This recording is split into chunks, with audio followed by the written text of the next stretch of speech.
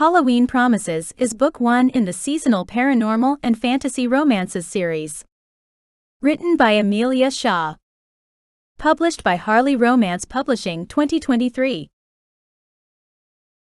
Pansy. Halloween wasn't exactly my favorite time of the year. As a witch, a real witch, with a store that sold the best quality potion ingredients in the state, I was always busy. But in October, I was inundated with pretenders. The stampede into my store started the moment pumpkin spice hit the coffee shops. I had to suck it up though. The reality was that the money I made in October alone covered the rent on my shop for the whole calendar year. So even if I didn't like the inevitable switch to selling Halloween costumes and fake spells for a month, I wasn't going to close my shop in protest anytime soon. We lived in Salem after all. The Halloween capital of the country. The bells above my shop's front door jingled again and I swallowed the groan that rose. On the 30th of September, I put all my good stuff away, raised the prices and put out a whole lot of pumpkin and witch props out for the tourists. They came in droves. It had been so busy for the past 3 weeks solid that I'd barely had a day off, but we were almost there. Halloween was only 10 days away, then I'd enjoy a well-earned reprieve from the seasonal madness. I forced a smile to my face as 2 blonde-haired angels hurried towards me where I stood behind my shop counter. "Hello. How can I help you?" "We're looking for Halloween costumes," one of the girls gushed excitedly. "Of course you are." I stepped out from behind my 200-year-old oak desk, a gift from my grandmother, and pointed towards my newly refreshed costume section. "You'll find everything on these 2 racks, and I have changing rooms out the back." The one with the straighter hair grabbed my arm. "Have you got anything scary? But kind of sexy?" Oh, if I had $1 for every time someone asked me that. I stared into her eyes, did a quick assessment of what I thought would work with her features and said, "Try the witch outfit with the orange and black stockings, then pair it with some blood, maybe some gothic vampire accessories. If you can't find what you need, ask me. I might even have something in my secret stash. Or I'd be able to conjure up something simple for them." I wasn't very powerful when it came to physical magic, but I could pull together some fluff and elastic easily enough. The girls squealed and ran off to try on the clothes I'd been gathering all year. I couldn't help but smile at their blatant enthusiasm. It might annoy me to do this, to pretend that magic and witches weren't real, but the happiness that bubbled off of my clients in October surpassed that of my normal clientele. And for that I was grateful. I shook my head at my own strange thoughts and walked back to my desk, putting together little harmless pouches of sage and rosemary for those that wanted to do their own Halloween night rituals. "Oh, this is perfect," one of the girls cried, running out to show me like I was her mom. "But you don't have it in blue by any chance?" she asked hopefully. I looked at the pretty angel outfit that I had acquired in every color. "Yeah. I do, actually. Let me go grab it for you from out the back. Just give me a minute." The girl rushed back to the dressing room with a shriek. I put down my mortar and pestle with a small shake of my head. The back room was where I kept all of my surplus Halloween gear, and where I could easily make something with my magic if I needed to. I heard the bells on the front door jingle again and called out, "Won't be a minute." I looked around the storeroom and quickly realized that I didn't have any more blue angel costumes like the girl wanted. I glanced towards the door to make sure no one was watching, then waved my hand over a coat hanger. A blue angel costume appeared on the hanger. I smiled as the last of the silver glitter applied itself to the skirt. "That's nice." I even colored the outfit pale blue, more like the girl's eyes. I walked back into the main store and took the costume straight to the girl who was still excitedly going through my trunk of accessories. "Wow. You've got some awesome stuff," the curly-haired blonde said, picking up a pretty and chunky faux pearl necklace. "I'd sold a ridiculous amount of them in the last week." "Keep digging," I said with a grin, starting to like these 2 customers despite my best efforts to remain aloof. "There's more than a few unique necklaces in that trunk." The girls dove headfirst into my fake jewelry, like little kids in a swimming pool on a hot summer's day. A contagious laugh bubbled up inside of me at their enthusiasm. Pansy has the best Halloween gear around here, a deep and familiar voice said from behind me. I froze, the laugh dying in my throat. Crap. I turned around slowly, steeling myself for the onslaught of heat that would descend upon me. And it did. Hard and fast, leaving me feeling dazed. I lifted my chin out of spite and crossed my arms defiantly. Get out of my shop. Now. His eyes were sapphire blue like real jewels. The color that only fairy tale heroes in storybooks were blessed with. His smile, which was now directed at me, sent shivers of warmth through me. My nipples ached in response, and anger pooled in my gut. Damn him. Maverick, my high school sweetheart, and the only man I'd ever loved, didn't move. He just grinned at me with even more charm and warmth than before. Then his piercing blue gaze slid sideways, to the gorgeous young girls who'd emerged from their shopping spree to stare up at him with abject wonder. Hello, ladies. Maverick said, stepping sideways so the girls would receive the full wattage of his impressive warlock smile. The girls stumbled to their feet, all knock-kneed and big, wide eyes. I groaned as jealousy and anger hit me in equal measures. I wasn't sure which emotion was more frustrating. I just hated that he affected me at all. Well, I'll leave you three to it, I announced, then scurried back to the safety of my desk. Luckily, the girls looked at least 21, otherwise I'd have shoved them out the door with one of my broomsticks. Maverick was the hottest, sneakiest, most powerful warlock this city had. And we had a past that still broke my heart to think about. The moments we'd stolen together as teenagers still kept me warm through the cold nights. He'd been my first everything. First love. First kiss. First night of passion where I'd slept, wrapped in his arms, and had truly believed that we'd never be apart again. But within a day of our only night together, his parents had shipped him off to some hoity-toity warlock school in London for college, and when he eventually returned, he'd changed. He wasn't my Maverick anymore. And he never was again. The girls came rushing up to my desk, their arms full of purchases. Can you ring these up for us? I nodded and forced a smile, before packing up their outfits as quickly as I could, adding in a couple of charmed necklaces from my drawer under the counter. They would stop them from being hexed on Halloween night. It was a pity I couldn't put them on the girls right now, not that I thought Maverick had changed that much, but still. Better safe than sorry. Maverick swaggered around the coat stand and slung his arm over one of the girls' shoulders. We're heading to the cafe around the corner. You coming? My cheeks heated with a hot blush when I realized he wasn't talking to me. Yes. Definitely. Just paying. The blonde girl physically shoved the jewelry she wanted into the brown bags I was packing, then thrust her credit card at me. I'll pay for everything. Together. Please. I did the math quickly in my head, then presented the girl with the total on the card machine. She didn't balk at the price. Instead, she just tapped her card and grabbed up the bags in her hands. Thank you. Then she hurried back to Maverick. He'd worn a short-sleeved black shirt today, which unfortunately for me highlighted the size of his bulging biceps. He'd gotten another tattoo since last I saw him, a black flame-like thing that curled up his forearm. I bit my tongue, refusing to comment on it. He seemed to get a kick out of annoying me, and I wasn't giving him the satisfaction. Not today. My heart thumped heavily in my chest, and adrenaline zinged along my veins as though a lion had literally entered my shop. I desperately wanted to hide out the back just so I didn't have to look at him anymore, but I refused to show him just how much he still affected me. It hurt me to admit it, but no matter how hard I tried to forget him, I couldn't. Nothing had changed for me. I still felt the same way about Maverick as I did all those years ago. I wriggled my fingers at the girls, focusing on them as I said, "Bye, ladies. Have a great Halloween." "Oh, we will," they cried in unison, tugging at Maverick. "Thank you for all your help." Maverick was still staring at me, waiting for a reaction. Which one he expected or wanted, I wasn't sure. So I smiled at him with as little warmth as I could muster, then turned away to jot down the sales.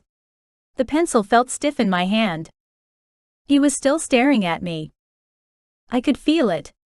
But I forced my foggy brain to recall everything the girls had bought, resolutely ignoring the charming warlock, much to his chagrin. When the bells above the door finally rung to signal that they'd left my store, I sunk down onto the stool with a sigh of relief. Another thing I hated about Halloween. Maverick was back in town. Maverick. I pushed open the cafe's front door and directed the girls to the booth at the back. Here you go, ladies. Best seat in the house. The two blondes slid into the booth, giggling as they did. They were gorgeous, angelic, young, and absolutely falling all over themselves to please me. Not my type. At all. My cell phone wasn't ringing, but I pulled it out of my pocket as if it had vibrated and stared down at the screen. It's my father. Excuse me. I walked away from the booth, just within their earshot, and answered a call where no one was on the other end of the line. Yeah. Okay. Damn, really? Fine. Fine. I said in a falsely exasperated voice. I hung up the phone, then turned to the girls. Ladies, I have to go. Oh no. They pouted, obviously anxious to be wooed and bedded, like most of the humans around here. It's okay. Another time. I said, unable to help myself from being polite. I hadn't meant to hurt them. I only wanted to see if Pansy still felt the same way about me. And she did. I'll see you again, I'm sure. Will you be around for Halloween? One of the girls asked. I never caught their names, getting to her feet within the booth just so she could step closer to me. I nodded. Yep. I'm here for the carnival, then I'm heading back to London. Most people would have said, heading back home, if they were returning to the place they'd lived for 10 years. But London wasn't home. It was an obligation. Work. There was only one place I called home, and that place was a woman. And she owned the magic shop around the corner. We'll see you then. Maybe. One of the girls swooned. I winked at her, then turned on my heel and left the cafe. I was back in my hometown of Salem for a few precious weeks, then I'd be shipped back to the Warlock World headquarters to finish out yet another year in corporate hell. Hey Mav. Someone called out. I looked up. It was Tony, walking towards me with an authentic smile of greeting on his face. God, I missed that. Tony. I called back with almost as much warmth, opening my arms and embracing one of my oldest friends. It's been too long. Tony patted me on the back, a classic male sign to stop the affection, and we both stepped away. You here for Halloween? He asked. I nodded ruefully. You know they only let me out once a year.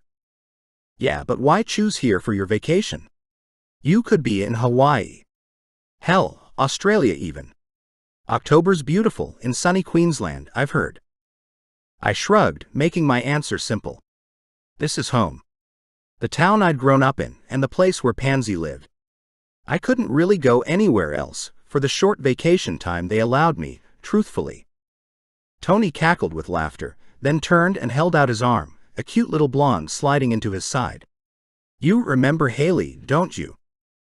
Haley grinned up at me. The same girl from last year. The young witch who barely had her wand. I nodded politely. Nice to see you again, Haley. The girl gave me the same assessing look I received from almost everyone in the magical community. Then she stared up at Tony with an impatient look. Are we going to get some lunch? I'm starving. Tony dropped his lips on hers, then pulled back. You go ahead and order for us, okay, babe? I want a minute with Mav. Then he tapped the young witch on the bum with a playful slap. She jumped in surprise, but also giggled, then sashayed off. I couldn't even imagine doing that to Pansy. That witch would have me on my ass so fast I'd be bruised for a week. With Haley out of earshot, I turned my gaze back to my friend.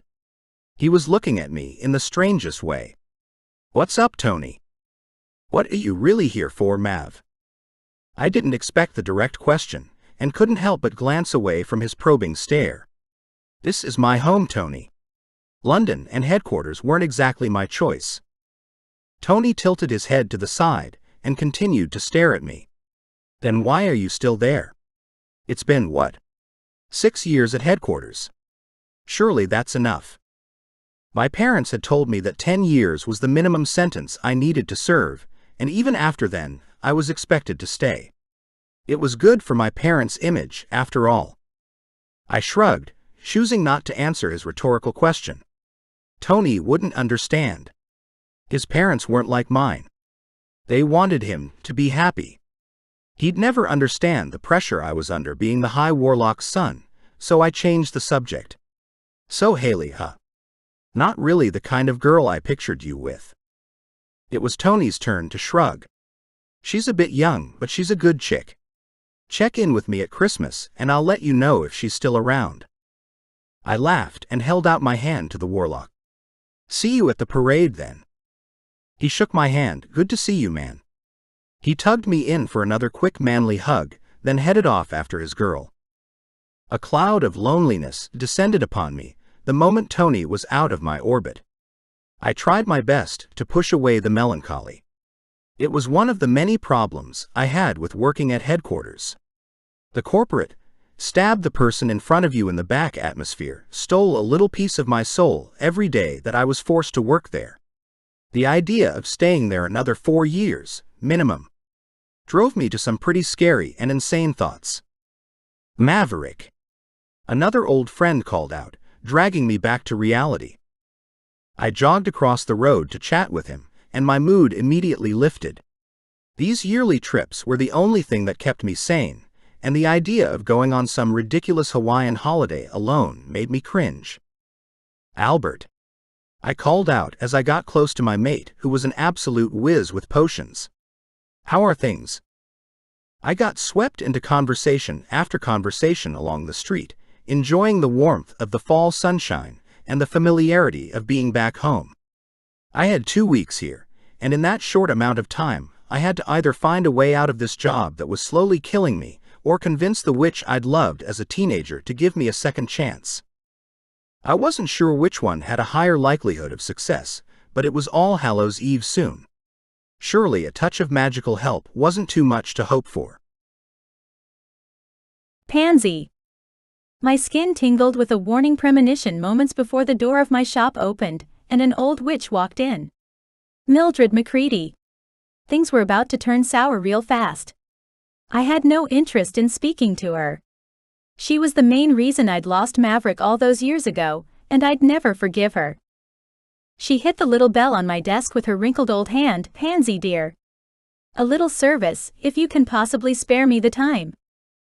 I closed my eyes for the briefest second. I really needed to get on with creating a ward over my shop that kept out anyone who wished me harm. But that was a task for another day, another month. I stepped out of the storeroom and walked up behind my desk. My apologies, Mildred. I was restocking. How can I help you today? Maverick's mother stared back at me with those cold slate-gray eyes. They held no sparkle or warmth. I'm out of a few things and need them replenished as soon as possible. She handed me a note with a list as long as my arm. I stared down at the paper and ran my gaze over the entirety of the ingredients. I had almost everything she needed except frogwort. I don't carry that, I'm sorry. Mildred tutted in that disapproving way she always had. And you call yourself a potions shop? Frogswort is one of the most common ingredients in advanced potions work, but you probably wouldn't know that, would you, dear? I bit my tongue so that I couldn't correct her. That would not be received well.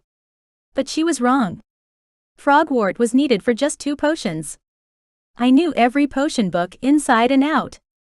I might not be able to cast a lot of spells, and my scrying and physical magic was for shit. But potions. I knew potions. I forced a smile on my face. I'm sure I can procure it for you. When do you need it by? I raised an eyebrow, hoping she'd give me a decent deadline and not her usual now. By Monday would be fine, she said, sticking her nose in the air. If you think you can manage that. Oh, what I wouldn't give to be able to just say no to her. But she was married to the High Warlock, and a witch in her position had far too much sway over our community.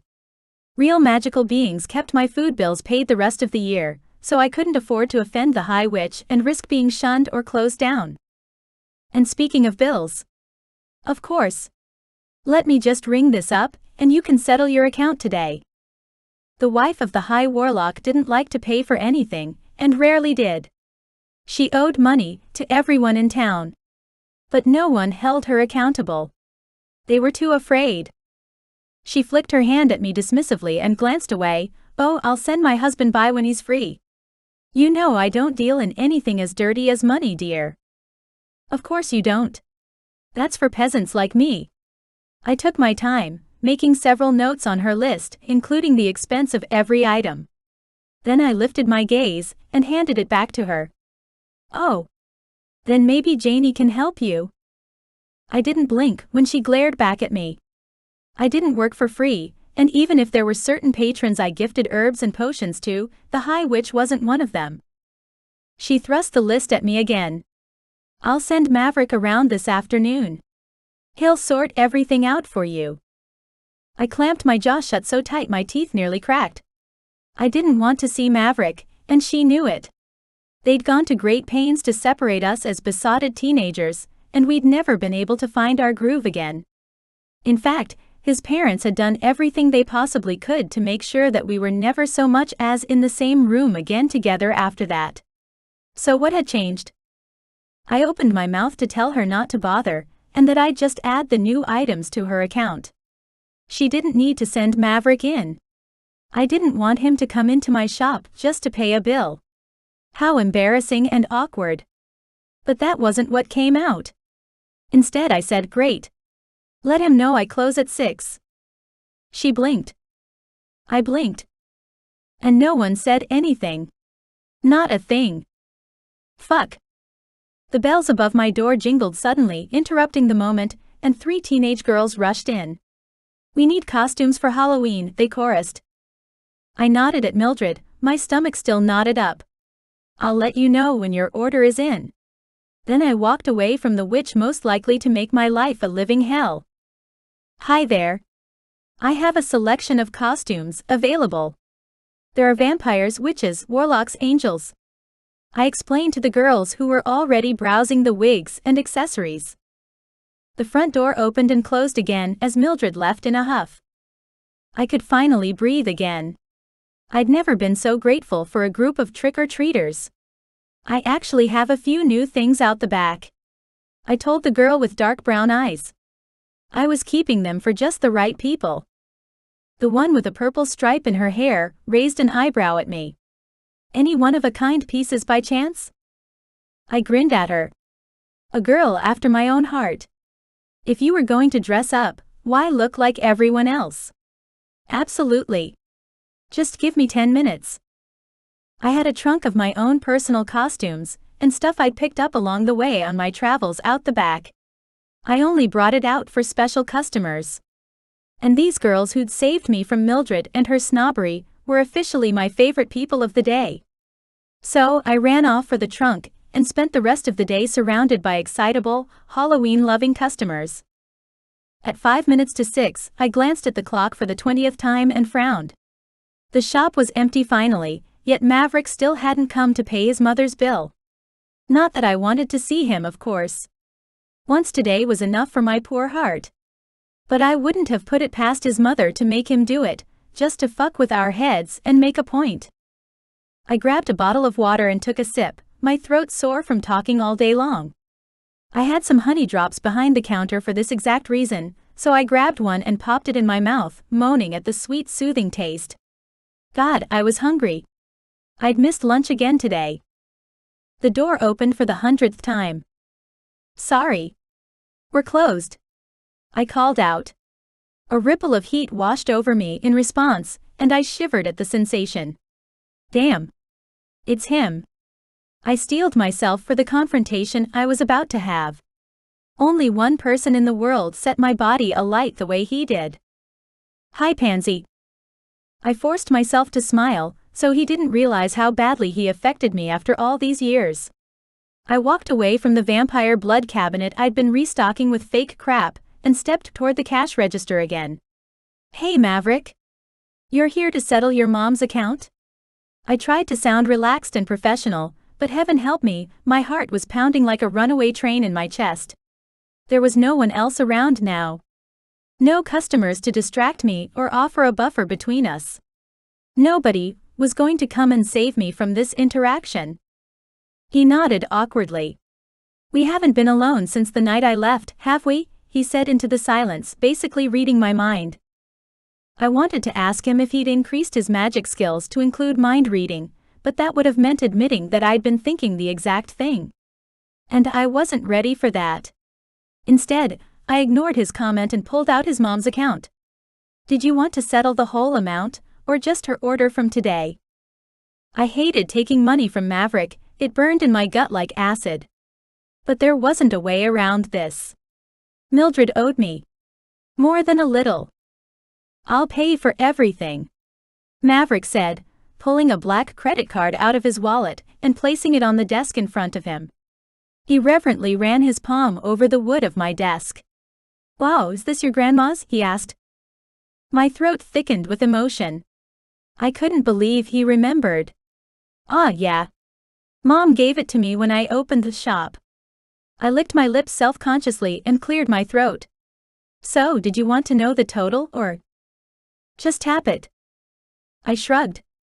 Okay, your call. I tapped his card, but the amount due required a PIN. The total was way higher than Maverick would have realized.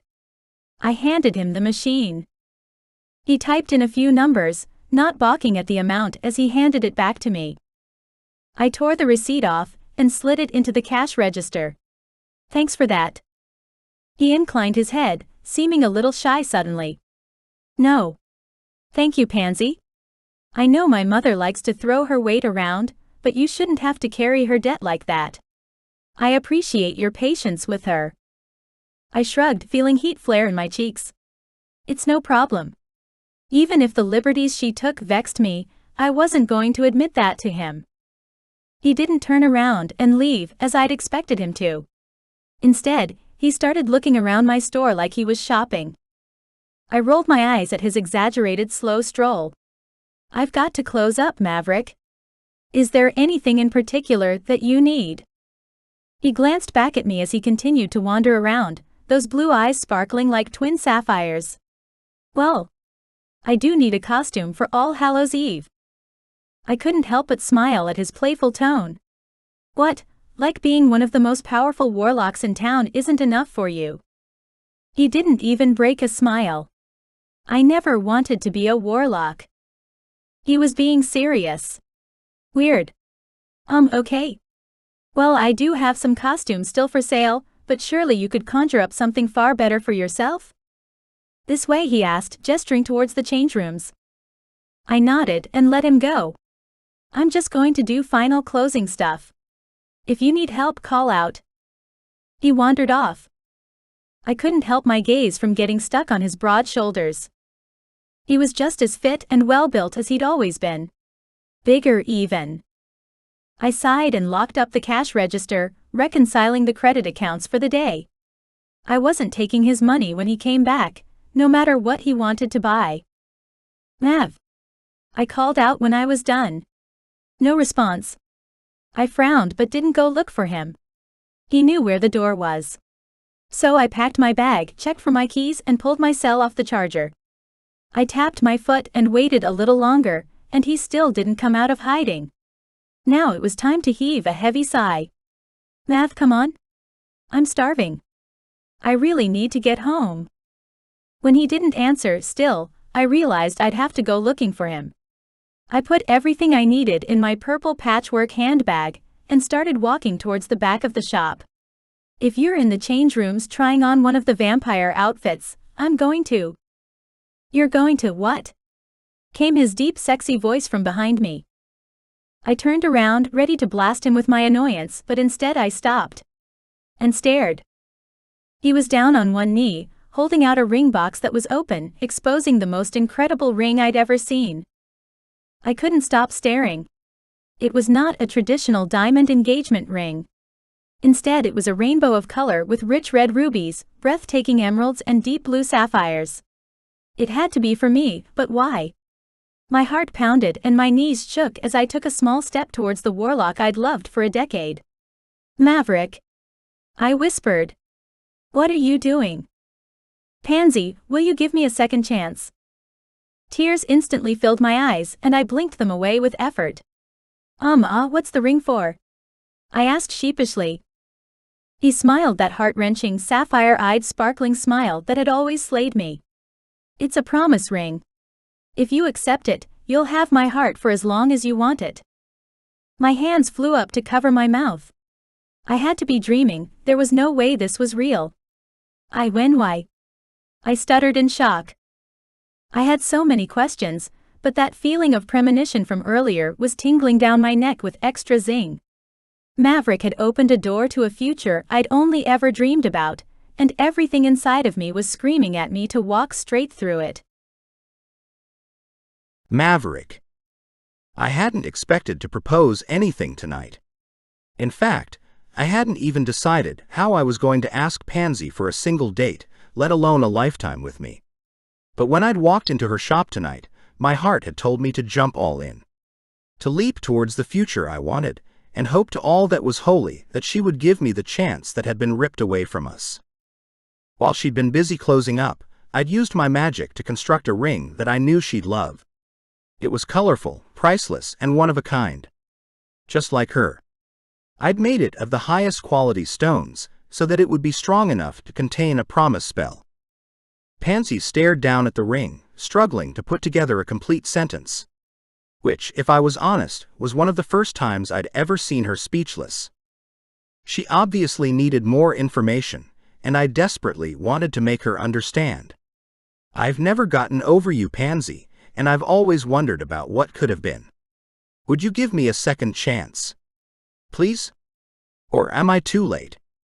She swallowed hard, her throat working as she dropped her hands away from her mouth. My hope, which had been a strong bright flame, now began to dim.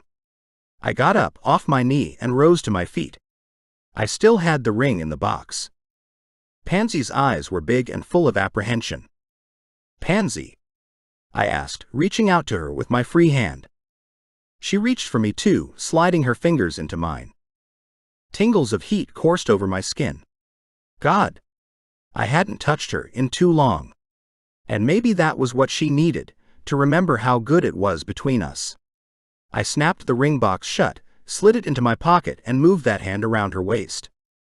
She didn't try and pull away, but simply stared up at me with those big, beautiful green eyes, as though she couldn't believe this was really happening. I didn't ask if I could kiss her. I had to show her how much I still needed her.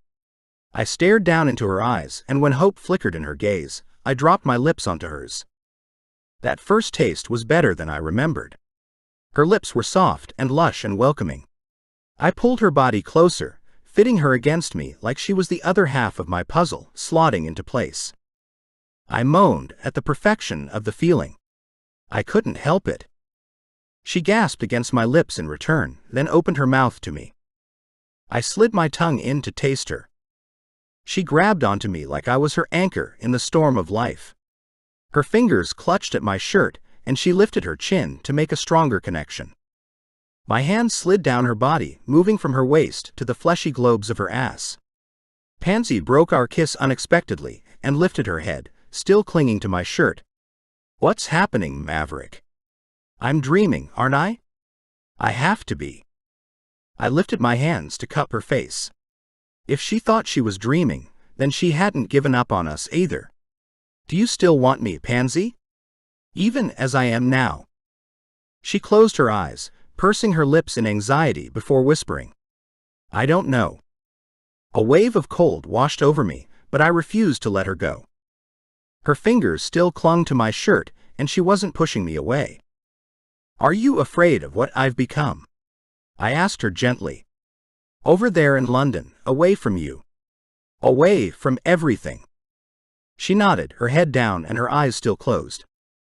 "Okay," I whispered. I was moving too fast. She needed reassurance that I was still the boy she'd loved when we were young. So, how could I do that when I didn't totally believe it myself? I leaned forward and pressed a kiss to her forehead, trying to think of a way forward with this one. I had to tread carefully, or I risked losing her forever. Then how about a Halloween promise?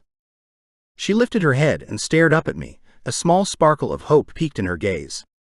What sort of promise? She asked cautiously. Give me 10 days to prove to you that I'm still the boy you once cared about. Give me that chance, and on Halloween night you can choose whether you'll take me back or let me go, forever. The words shocked me, burning in my throat, but I'd come this far. I wasn't turning back, even though the idea of her giving up on me scared the shit out of me. I forged ahead. I've never moved on, Pansy. I miss you, and the way we made each other feel so much. A sob rose and fell in her throat. I've missed you too, Maverick. I gripped her body even tighter against me. Does that mean you'll give us another chance? She nibbled her lip. But what about your job? Your parents? I didn't have the answers to those questions. But if Pansy loved me, I'd move heaven and earth to be with her again. I kissed her beautiful lips. Let's worry about the semantics later, sweetheart. I just want 10 days to date you, woo you, love you. Don't you want to know if we're meant to be together? She stared at me for a long time, then finally nodded. I do. We never really broke up, we just stopped being. The pain in her voice cut me deep, so I pulled back, giving both of us some space. I didn't mean to come here and propose this to you. But when I got here, I just couldn't imagine walking away from you again. You mean like you did 10 years ago? She asked quietly. The tears in her eyes made me want to punch myself in the face. I didn't walk away, Pansy. I would never. I was transported to London. I didn't take a plane. My mom packed my bags and my dad just snapped his fingers. And before I could even ask where I was going, I was in some bullshit college surrounded by strangers. Her jaw dropped. Seriously? You didn't? I let her move away as she straightened her mussed clothes. Nope. I thrust my hands into my pockets and clenched my teeth together. And it was there that I was told I'd been signed up for a decade of servitude to the Warlock headquarters once I finished college. Pansy wrapped her arms around her body as though she were cold. I'd told her too much, I was overwhelming her. I pulled myself back to the task. The ring box was burning a hole in my pocket, so I grabbed it out again. This time, I took the ring out and held it in my hand. Pansy, this ring is my promise to you that I will do everything in my power to show you who I really am. I want you. I've never stopped needing you. And if you'll forgive me for the last 10 years, I'll marry you, worship you, whatever your heart desires. Again, the words that tumbled from my lips shocked me. I hadn't been thinking of marriage. What had gotten into me tonight? Her eyes widened in surprise. I couldn't help but laugh at her expression, grateful for the shift in mood. Did you put some sort of spell on me? I asked with a grin. Her lips tweaked up at the corners. And what sort of spell would that be, Mav? A laugh bubbled up inside me once more. The truth is just spilling out and I can't stop it. I didn't mean to mention marriage. Please don't let me scare you off. All I know is that I need you, Pansy. I want you. I'd somehow popped the cork on my innermost thoughts, and now I couldn't stop all of these feelings and words from just splashing out of me like a damn fountain. She smiled, softly, seductively. My heart beat with full strength for the first time in years. Damn, she's beautiful. You're telling me the truth, she asked slowly. You've really missed me, wanted me all these years. Even with all the other girls you've paraded around here and in London. I rolled my eyes. Other girls? I've never loved anyone the way I loved you, Pansy. Stop fucking telling her so much. She giggled in response, clearly amused by this side of me. What about you? I asked. When I was in college, it felt like every time I came home you had a new boyfriend. She shrugged, her eyes lighting up with a mischievous sparkle. Yeah, well, not all of them were boyfriends. Pardon me? I asked, eyes wide. She properly cackled out a real witchy laugh this time. Your mom kept telling everyone that you were embarrassing them by seducing half the witches at college. So, when I was single and you were coming home, I had my guy friends pretend to date me. I closed the gap between us and pulled her into my arms. You were trying to make me jealous. She cupped my face with her hands and kissed me softly, lingering for so long I started to ache for breath. When she pulled away, she said, I wasn't trying to make you jealous because I didn't think you still cared about me. I was just protecting myself. That's all. I kissed the tip of her nose. I've always cared, I don't have a good excuse for my behavior, Pansy. I'm sorry. I truly am. A groan mingled with a sigh escaped me, coming out as a sad and defeated sound. She pressed her head to my chest like she used to, tucking herself into my arms like she was part of my body. Well, you're back now. I wrapped my arms around her and rested my chin on the top of her head. Yes. But for how long? Would Pansy leave her shop, her hometown, for me? Or would I need to fight my parents and the Warlock World Association for the right to choose how I lived my life? I closed my eyes and pushed the worries from my mind. I'd succeeded tonight. Pansy had agreed to my proposition. And speaking of, you need to wear my ring for this promise to work, you know, I said matter-of-factly. She giggled and looked up at me. Seriously? I pulled back, grabbed the ring out of my pocket where I'd stowed it, and picked up her left hand. Ring finger? She shook her head emphatically. That'll invite too many questions. I slid the ring onto her middle finger, the gold band encircling her flesh, then clinging tight. She gasped as it sung to her, a soft hum of happiness. Why is it warm? That's my promise to you, I said, not explaining to her how much power this spell had taken. I didn't want her to freak out. I cast a spell over the ring with my intentions and feelings embedded within the gold. So, if you don't want me anymore, it'll go cold. I grinned at her, trying to soothe her doubts. You're a skeptic, aren't you? She didn't punch me, she just stared down at the ring. I never thought I deserved you, Maverick. Why you'd come back and ask for me now? I still don't understand. I tilted her head up with my fingers, lifting her chin, and stared down at her. Pansy, you're the only woman in the world I want to wake up next to. Nothing else matters. Not power, not magic, not even my family. I know I failed you last time, but I was young and stupid and let my parents force me into something I didn't want. Please, just give me a second chance to prove to you how much I've changed. Her eyes shined with a love I would have given up a kingdom for. Then she nodded. We sealed our deal with a kiss. The lingering concerns about what was possible remained with me. How much had I really changed? And what would I give up to be with Pansy? If I was honest, I wasn't even sure myself. Pansy. I glanced down at the ring on my left hand for the 100th time. It was too beautiful for words. Huge and sparkling and warm against my skin. It was a heat that reminded me of Maverick's promise. His desire for us to be together. Oh, that's so pretty. A girl in front of me cried, reaching out to touch my ring. Is it costume jewelry? I pulled my hand away protectively and tried to smile through the panic that hit me when she tried to touch what had quickly become my most valuable possession. It's a family heirloom, actually. Can I help you with something? It was just another day in my shop, and I was busier than ever. I was grateful for it though. Otherwise, I'd be at home hopelessly counting the minutes until my date with Maverick, tonight.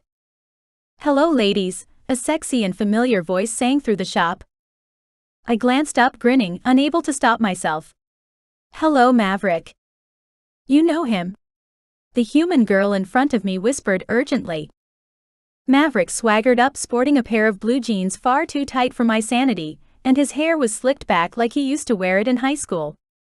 Yeah, I do, I managed to say before he walked around my desk, wrapped an arm around my waist and kissed me hard. Good afternoon. My cheeks blushed with heat. What are you doing here? I asked, pushing him back. I've got work to do, mister. He grinned, unfazed by my fake annoyance. I was just walking past and thought I'd say hi. See you later then, yeah? I nodded. He winked at me. One more kiss for the road? I put both hands on his chest and gave him a playful shove. Go. Before someone we both know sees you. He glanced around the room, leaned in and kissed me again. Then whispered against my lips, I don't care if they do. See you tonight. Then he swaggered away. I must have been staring after him, because my customer tapped on the desk. Hello. Is he your boyfriend? She looked green with envy. I focused on the pile of Halloween items she wanted to buy. No, but we're having dinner tonight. Is this everything? The girl nodded, but didn't speak to me after that. I didn't mind.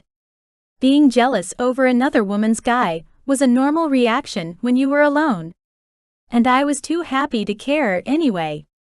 I'd waited an entire decade to kiss Maverick again, and I wasn't letting anyone steal my buzz.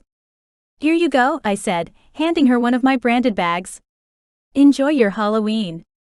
She headed off, and the next girl walked up with a question about my costumes. I helped her make her selection and kept moving. Only a few hours more and I'd be going on my first date in forever. When 6 o'clock finally arrived, I closed the shop and locked the front door. A hush fell over the space around me, and I grinned to myself. Work was finally done, and it was time to get ready for my date. I lived upstairs, in a neat little apartment above my shop. It made my life super easy when I wanted to work weekends and late night hours. Plus, the rent for the apartment wasn't that much more when I was already paying for the shop. Excitement bubbling within me, I rushed to the stairs that led up into my apartment and headed straight for the bathroom to shower and change. I used magic to blow dry my hair quickly and apply some basic makeup. I wasn't great with that stuff, but my best friend had taught me a few tricks that seemed to work. Hello. Came a familiar female voice from my living room. I rolled my eyes and walked into my bedroom, pulling on some underwear before opening the door for my best friend. Hey JD. The flame-haired witch grinned at me. I heard something interesting about you today. Her cat who got the cream smile told me that word about Maverick and I had gotten around already. I went back to my closet, looking through my ancient clothes for something to wear. JD was right behind me. And what did you hear?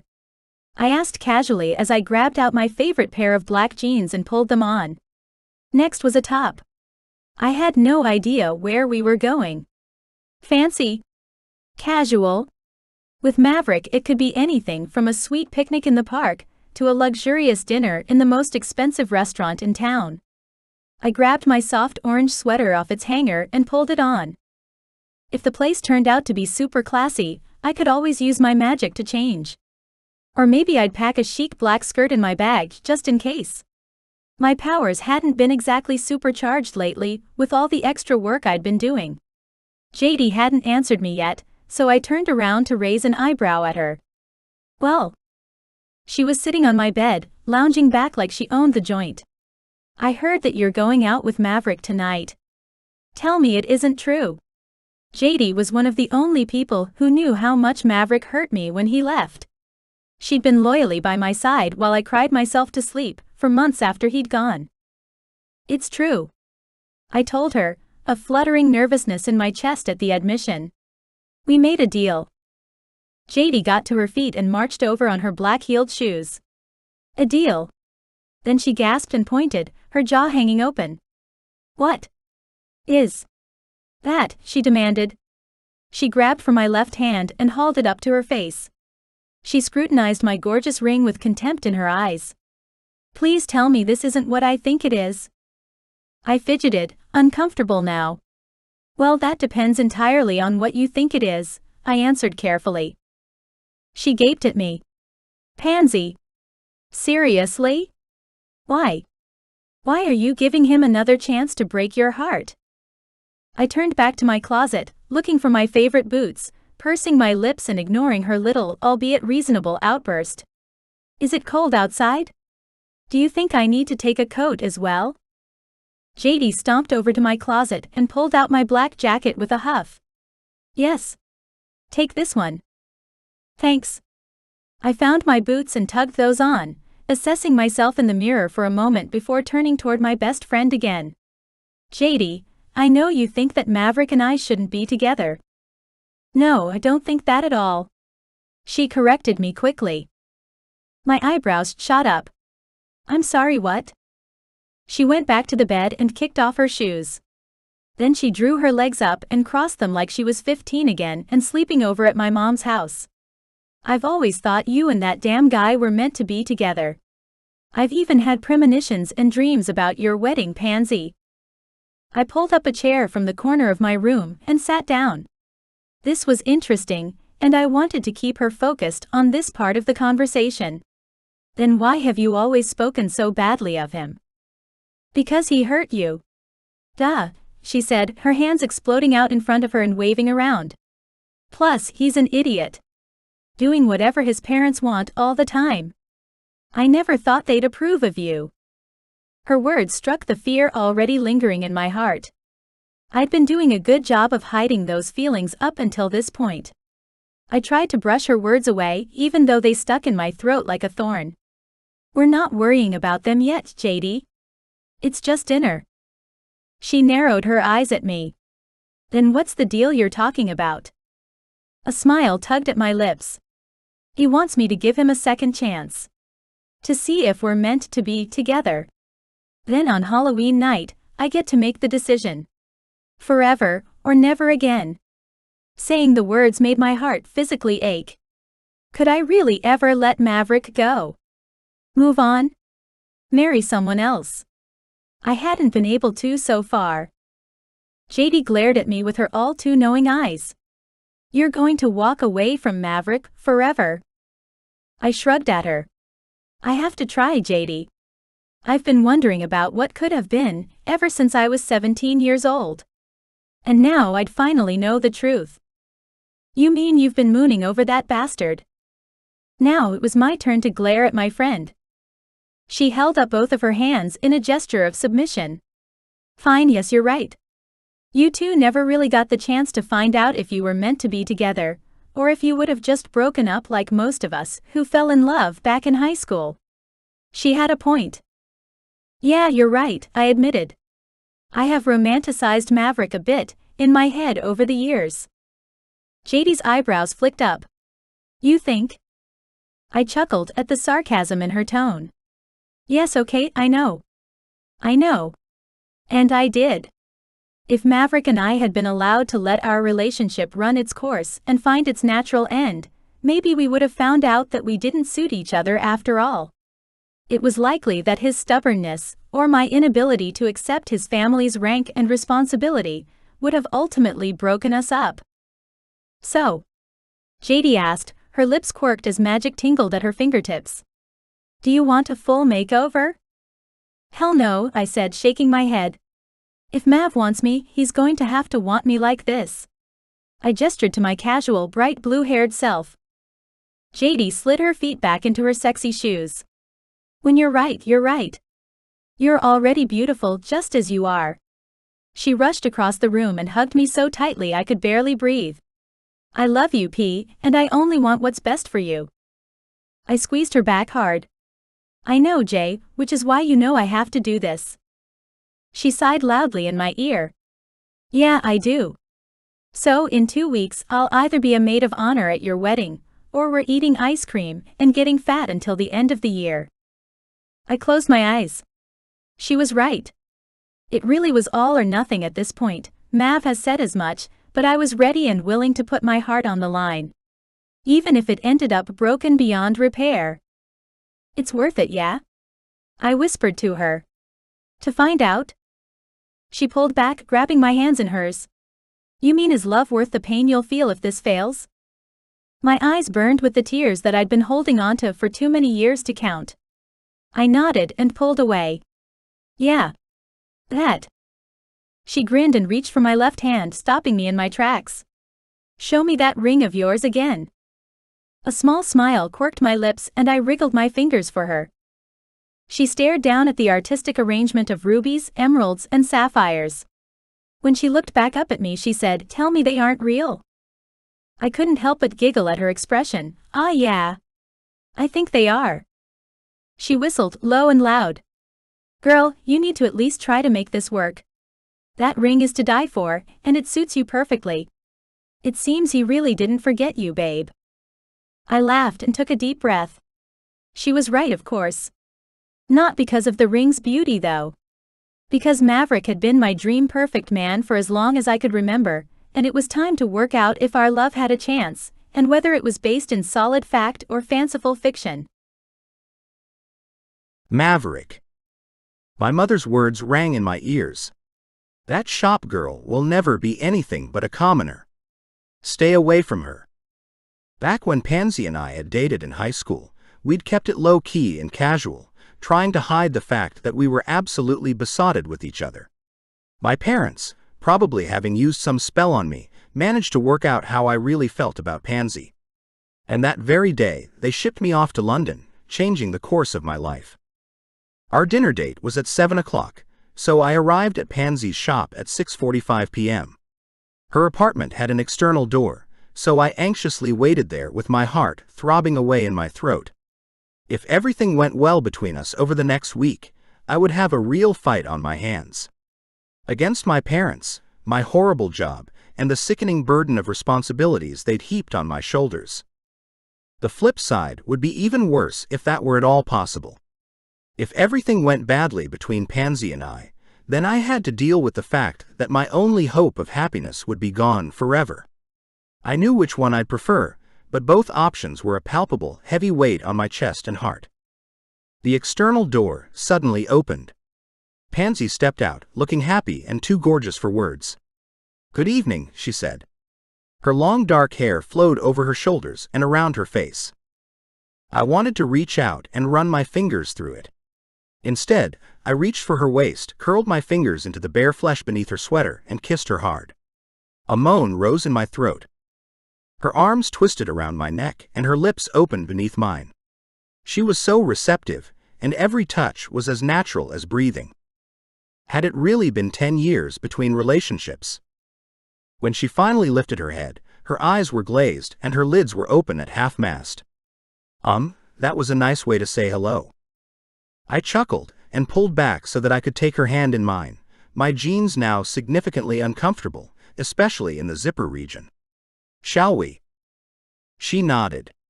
"Where are we going for dinner? Should I have dressed up?"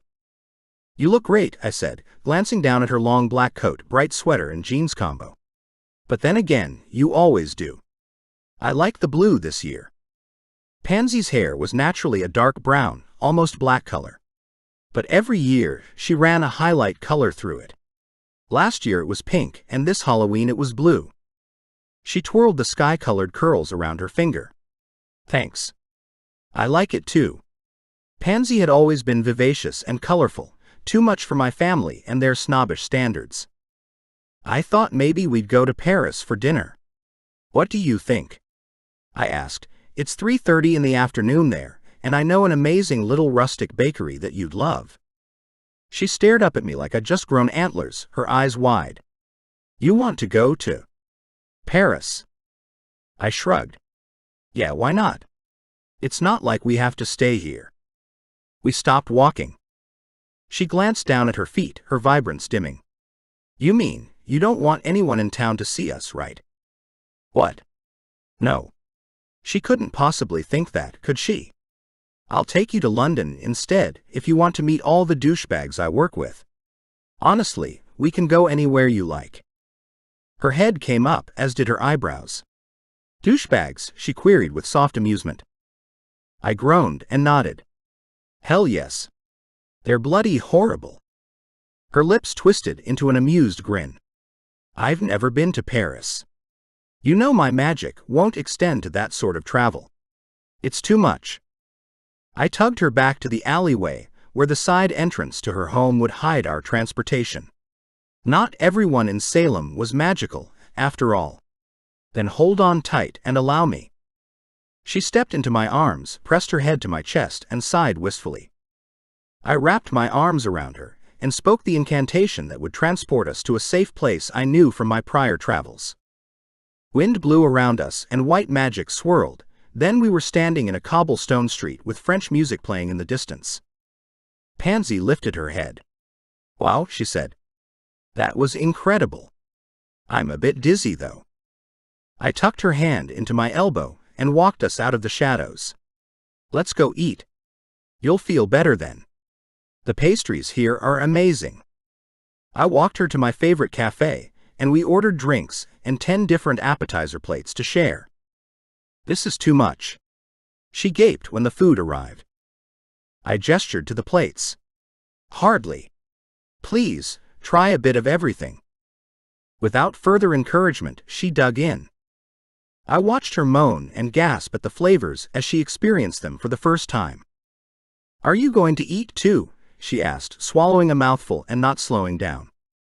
That was another thing that I'd always loved about Pansy. She never worried about eating or drinking whatever she wanted in front of me. She was so natural and down to earth that it was refreshing. "Yeah, of course," I said, reaching for the croissant closest to me and tearing it in half. "I was just enjoying watching you, that's all. I've missed your smile." She grinned and thanked the waitress as she delivered our hot chocolates.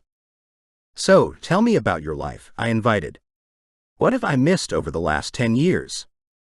She put her hand over her mouth as she munched, then swallowed again. "Ah, that's a bit broad. Where do you want me to start?" I shrugged. "Anywhere you like. Friends, work, your parents maybe." "My parents." She chuckled. "They sold up, retired early, and headed off around the world. They call me every week without fail. Last Friday they were in Darwin, Australia, wrestling crocodiles or some such nonsense." I couldn't help but laugh as well. "Crocodiles? Really?" She grinned up at me. "You know my parents." I smiled back at her. Yes, I did. Her parents were the type of free spirits that my parents loathed. They had a secure, loving marriage and cared little for material possessions and wealth. I'd always really liked them. "Well, send them my regards, please, when you talk to them next." "I will." Pansy reached for her hot chocolate and took a sip. What about you? What's happened with your life over the decade you've been away?" I stared down at the food in front of me and thought about it. Work. Mostly. "Wasn't college fun?" she asked. "I always imagined you drinking and partying away like crazy." She wasn't entirely wrong. I had for a time. I did, I suppose. I was pretty lonely after my parents shipped me off to London. The guys in my dorm were all long-term boarding school boys, so they didn't get why I wanted to be home. She swallowed a little awkwardly. "So you were bullied?" she asked, her brows furrowed. I shrugged. "Maybe a little, but I was a high warlock's son, as most of them were too, from their parts of the world. So I toughened up and pretty quickly learned how to fight back. I wondered what had happened, over there. That first year you came back. You were so different." I laughed softly, though the sound was full of bitterness. Yeah, by then my parents had made it clear to me what my future held. College. A decade of service to the World Warlock Association. And a marriage to someone of their choosing, of course. Pansy's jaw dropped. "Sorry, what? They're going to arrange your marriage?" I found her booted foot beneath the table and rubbed my shoe against the inside of her sole. "No. Not anymore. I've told them point blank that I'll never marry anyone I don't love. They've tried to threaten me on that one, but I've held firm." It was commonplace for high warlocks to have arranged marriages. It had been happening for centuries. Her eyes shone brightly and she visibly relaxed. "I'm glad you have. What about you? No serious boyfriends?" "Not that I want to know the details," I hastened to add. "But I must admit, every year I'd head home, I dreaded finding out you were engaged or worse." She tilted her head from side to side as though thinking. "Well, I suppose," she sighed heavily. "I've hidden the truth from myself for so long that I'm struggling to actually say it now. I grabbed a fruit tart and placed it on my plate. Oh, I know how that feels. Do you want me to knock down the walls a little? I know a spell that can help you speak your truth without as much fear. She stared at me, her eyes wide. Are you sure you're ready for that? I mean, I know you were the one that came to me with this promise, but I'm not sure what'll come out of me if you loosen the lid, so to speak. I raised my hand over the fruit tart and spoke the incantation that I'd been taught by a powerful witch many years ago. The magic sprinkled down on the pastry, settling into the sugar. It wasn't a strong spell, though it would help if Pansy wanted to know how she really felt about me. I cut the fruit tart in half and offered the plate to Pansy. She didn't weigh much and wasn't super powerful, so half would probably be more than ample for her. I will if you will. A weighted silence hung in the air between us. This was dangerous, and we both knew it. But I only had until Halloween to convince her that I still cared, and I wasn't wasting any time. We'd already lost 10 years. She reached for the tart with trembling fingers. I'm scared, Maverick. I put the plate down and ate my half before I could even think about it. I had secrets, more than I cared to admit. But at this point of my life, when I'd had long moments when I'd seriously considered ending it all in the darkness of the night, I was all in. She watched me, then chewed on her own half, eating the whole thing before sighing. That's interesting. Almost like a warm glass of eggnog or something. It was a good interpretation, and an accurate one. I know what you mean. It's almost like being a little drunk. I gulped as the spell began to take effect. Inside my mind, layers of tightly held emotions and thoughts began to peel away and float toward my tongue. So, how are we going to do this? One question at a time. Or just talk openly? She blinked slowly, as though she were really feeling drunk. I think, whoa, yeah, this is potent. I'd had a lot more practice with this type of magic than she had. The boys in the dorms at college played tricks like this on each other all the time. Not to mention what they'd done to me at headquarters. How about we just do one question at a time? I suggested, not wanting to take advantage of her honesty. Maybe I should have told her to only eat a quarter. She nodded. I'm going first.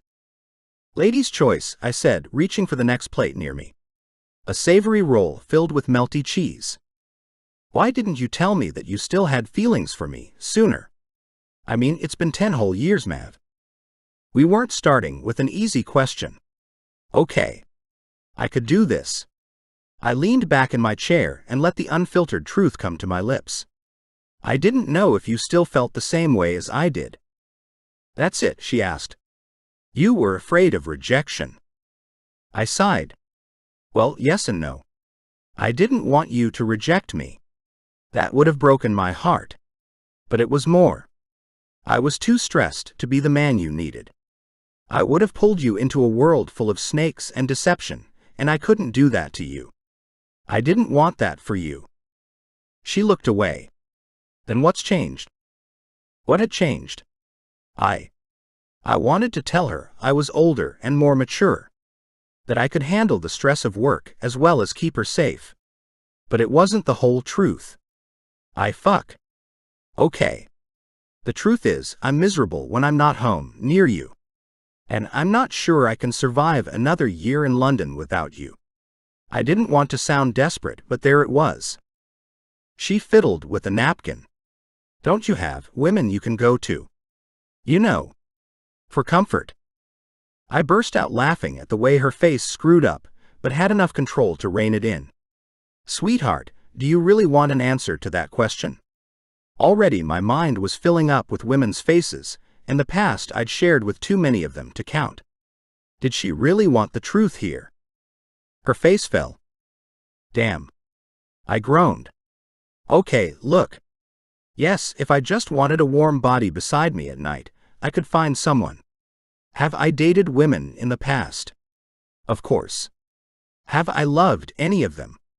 No. Have I wanted to marry any of them? Hell no. Have any of them driven away the all-consuming pain in my heart? Not even close, Pansy. I reached for my drink and gulped some hot chocolate down. That was way more information than I'd intended to share. She blinked at me with a smile on her lips now.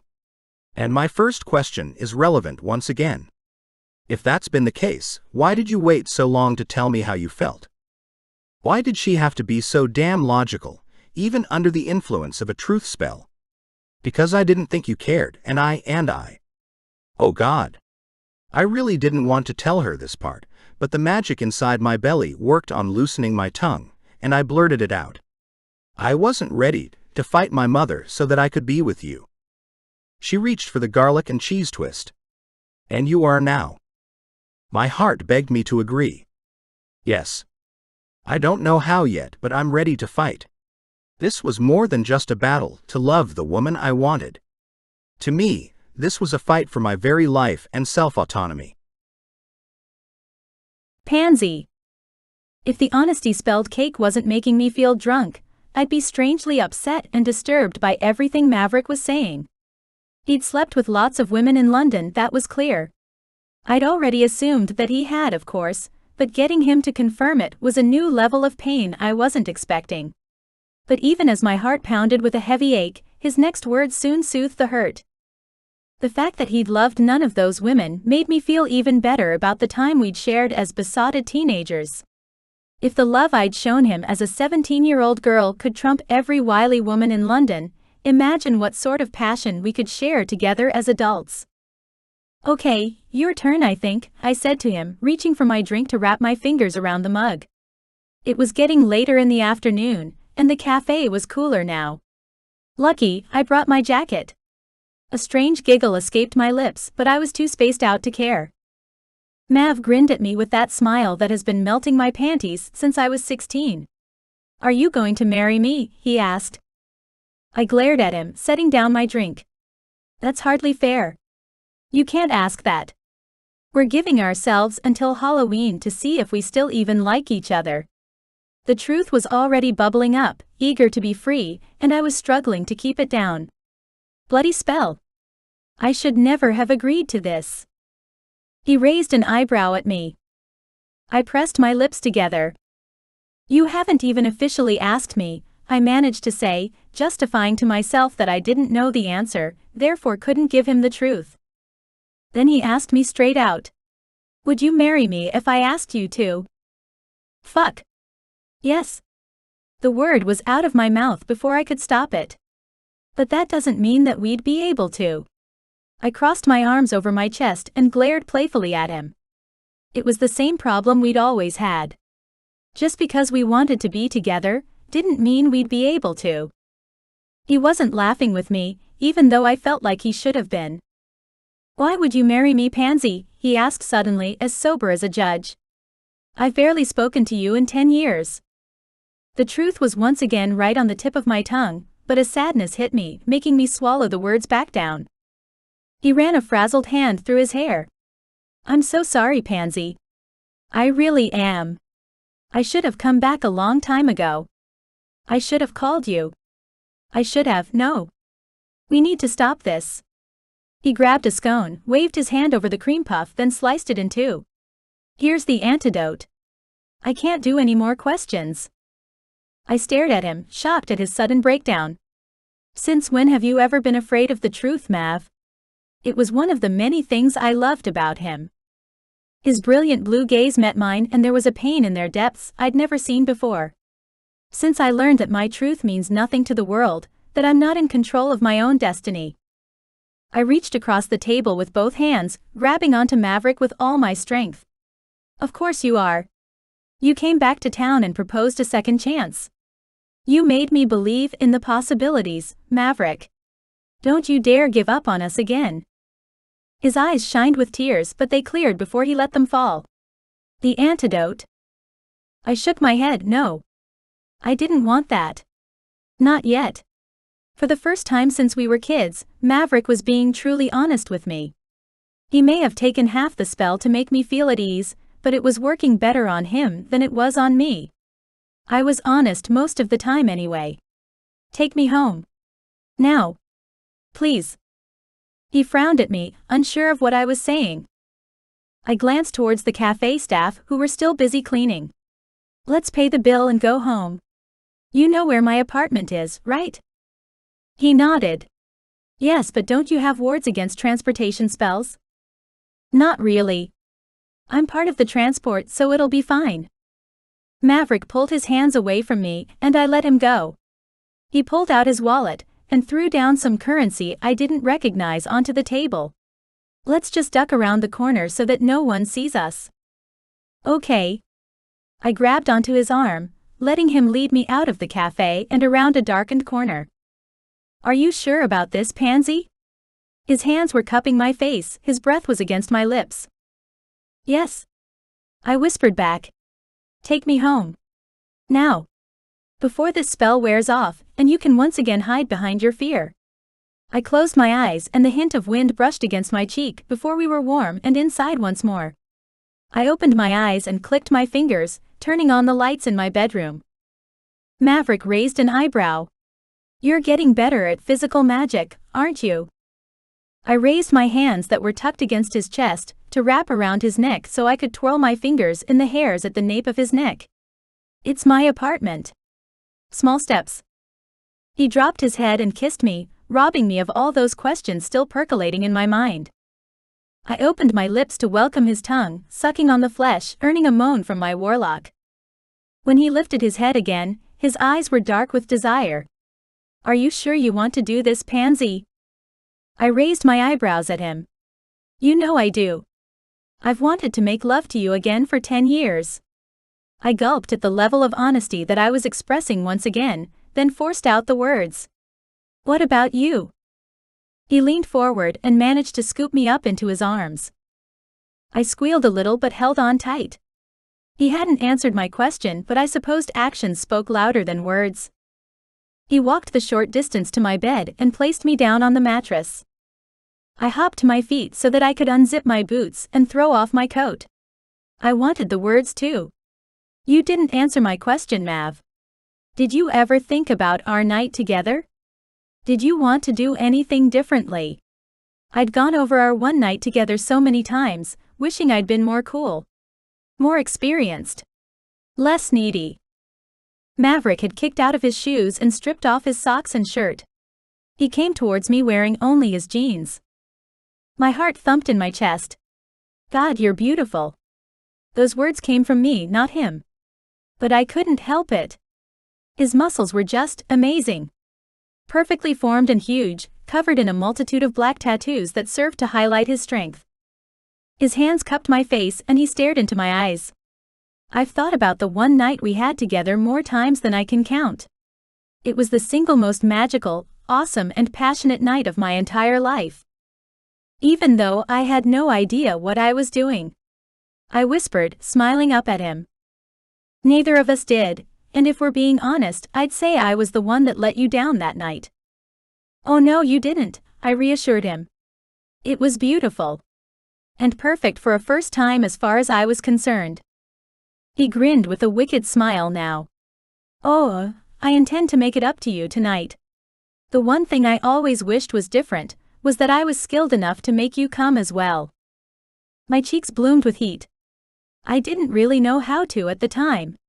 Though thanks to some modern devices, I'd learned how to since then. Maverick's hands slid down my body, stopping to grab my ass and haul me against him. I could already feel the delicious hardness of him beneath his jeans. Well, tonight's going to be different. I promise, he said. I didn't want to think about how or where he'd learned the skills he was about to show me, and I didn't care. We had this moment together, and that was all that was important to me. So, you found your way back to me? I whispered against his lips, not even sure where the question had come from. He kissed me softly on my lips, on my cheek, on my nose, then once again my lips. Yes, he whispered back. I just followed my heart back home. I closed my eyes as a wave of love crashed over me, bringing with it burning tears. I opened my mouth to his tongue, and we kissed as passionately as we had when we were teenagers. Big, open-mouthed kisses that were all enthusiasm and passionate, and had little to do with skill. His hands grabbed my sweater, and we broke our kiss long enough so that he could pull my top off. I shimmied out of my jeans. The underwear I'd chosen was a matching set of black lacy panties and a bra. It wasn't my sexiest, as I didn't want him to think I'd planned this seduction. But he didn't seem to care at all about my choice, as his gaze roamed over me with a hunger I'd never seen on his face before. "Damn, you're the beautiful one." He raised his hands to cup my breasts through the lace, thumbing my nipples, until they were hard points of yearning. I gasped. He dropped his head to kiss me again. Swallowing my moan, I needed to get closer. I pressed my hands into his pecs, feeling his muscles flex beneath my fingers. His hands went around to the clasp of my bra, flicking it open with practiced ease. The lacy nothing fell down my arms and onto the floor, and I stared up at him, as I shivered. Not with cold, but with the anticipation of what was to come. The honesty spell was still heavily working its magic on me, as I opened my mouth. What if it's not as good as we've imagined? He slid his hands around my waist, stroking the flesh of my back with his warm fingers. What if it is? Pansy. The room rippled with premonition. The winds of change whispered through my books and over my bedsheets. But before I could worry about what the future would hold for us, I reached up and grabbed the back of his head and pulled him down. Then he kissed my hair, and his hand pressed gently against my lower back. I closed my eyes and listened to the steady beat of his heart beneath my cheek. The last time we'd made love, all those years ago, Maverick had been shipped off the next day. Would that happen again? "You're staying until the 1st of November, aren't you?" I whispered, my stomach too knotted with worry not to ask the question. "You're not going to disappear on me?" He kissed the top of my head again to reassure me. "I'm not going anywhere, Pansy." "Sleep." I nodded and tried to relax, but everything inside of me was beginning to panic. Each time I gave my heart to the High Warlock Sun, our two worlds seemed to collide only to break us apart. Despite what I'd told JD, if Mav walked away this time, there was no way I'd escape without a broken heart. Maverick. I woke up to several urgent texts from my mother, demanding I attend a meeting with a local family for morning tea. It was the last thing I wanted to do, but my responsibilities as the High Warlock's son weighed down on me like a physical stone on my chest. Though, I rationalized. If I could show my mother that I was an asset to her here, in Salem, perhaps selling my parents on the idea of me staying long-term wouldn't be such a hard job. I closed my eyes and memorized the moment, committing it to memory. The feel of Pansy's beautiful soft body against mine. The feel of her long brown and blue hair cascading over my arm. I didn't want to risk waking her, so I held my breath and used my magic to transport myself to be standing up beside the bed. She complained with a soft moan, then snuggled deeper into the pillow beneath her and kept on sleeping. Thankfully, my magic came to my aid in getting me dressed and washing away the physical scent of my night with Pansy.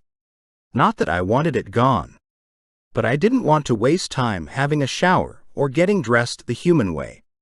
I wanted to just stand here and stare down at the woman who'd single-handedly given me hope for a better future, one I actually wanted, a happy future. Pansy wouldn't want the life of the High Warlock and his wife, but she would be amazing at the role nonetheless. She was kind and fair and hardworking. All the things my mother was not. My phone buzzed again, and I angrily grabbed it. 7:30 a.m. in the fucking morning. I had hours before I needed to be anywhere. I typed back a message to my mother, telling her I'd be at the damn morning tea, then threw the phone across the room. I used my magic to save the phone, mostly so that Pansy wouldn't be woken by the noise, but was so angry I had to leave the bedroom to pace the kitchen. How was I going to live in a town where my parents were going to try and pull me anywhere, anytime they wanted? Fuck. Was London, and the hierarchy of corporate bullshit, better than having to deal with my parents being on my back all day and night? I didn't know. Maverick. Pansy's worried voice had me charging back into the bedroom. "Morning, sweetheart," I said, kneeling on the bed to kiss her rumpled face before pulling back. "Can I make you breakfast? What are you in the mood for?" She relaxed when I offered breakfast, rolling onto her side to smile at me. "Oh, anything would be amazing," she said appreciatively. I wriggled my eyebrows at her. "Anything?" She laughed and rolled onto her back, the covers slipping so that part of her lush cleavage was exposed to my gaze. "Sure," she said with the allure of a siren. My phone buzzed once more, and my teeth clenched together so tight a familiar headache thumped behind my eyes. I sighed with an apologetic look and took a step back. My mother won't stop harassing me. So, I think I better take my anger out on some scrambled eggs. And some bacon, maybe. She sat up, holding the sheet against her breasts to stop it falling again. "Why don't you just turn it off? It's first thing in the morning." I pointed at her and forced a smile to my lips. "You're right. I'm going to do that now, but give me a minute, yeah?" She nodded, though she looked concerned. I ran back to the kitchen and gripped the countertop, screaming in anger inside my own mind. What the hell was this torment? I grabbed my cell phone and turned it off, exactly as Pansy had recommended. It gave me a small amount of relief, though not a lot. So, I turned my attention to Pansy's kitchen. She didn't have a lot of food in the fridge, so it was magic time. I rolled up my sleeves and created a new set of plates and cutlery, all blue and engraved with our initials. I ran my hand over the letters, my heart warming with the love it had been dying to feel for too many years to count. Food.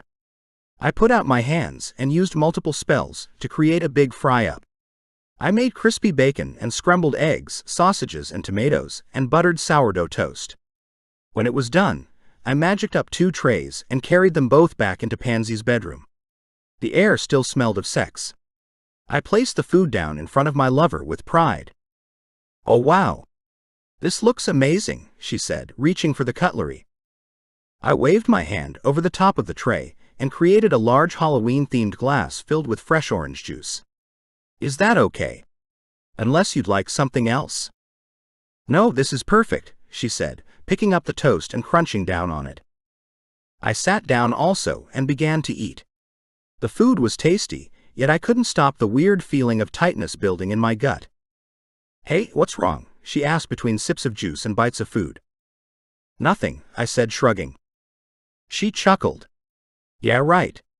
I smell the cogs in your brain burning from over here. What is it, Mav?" I sighed.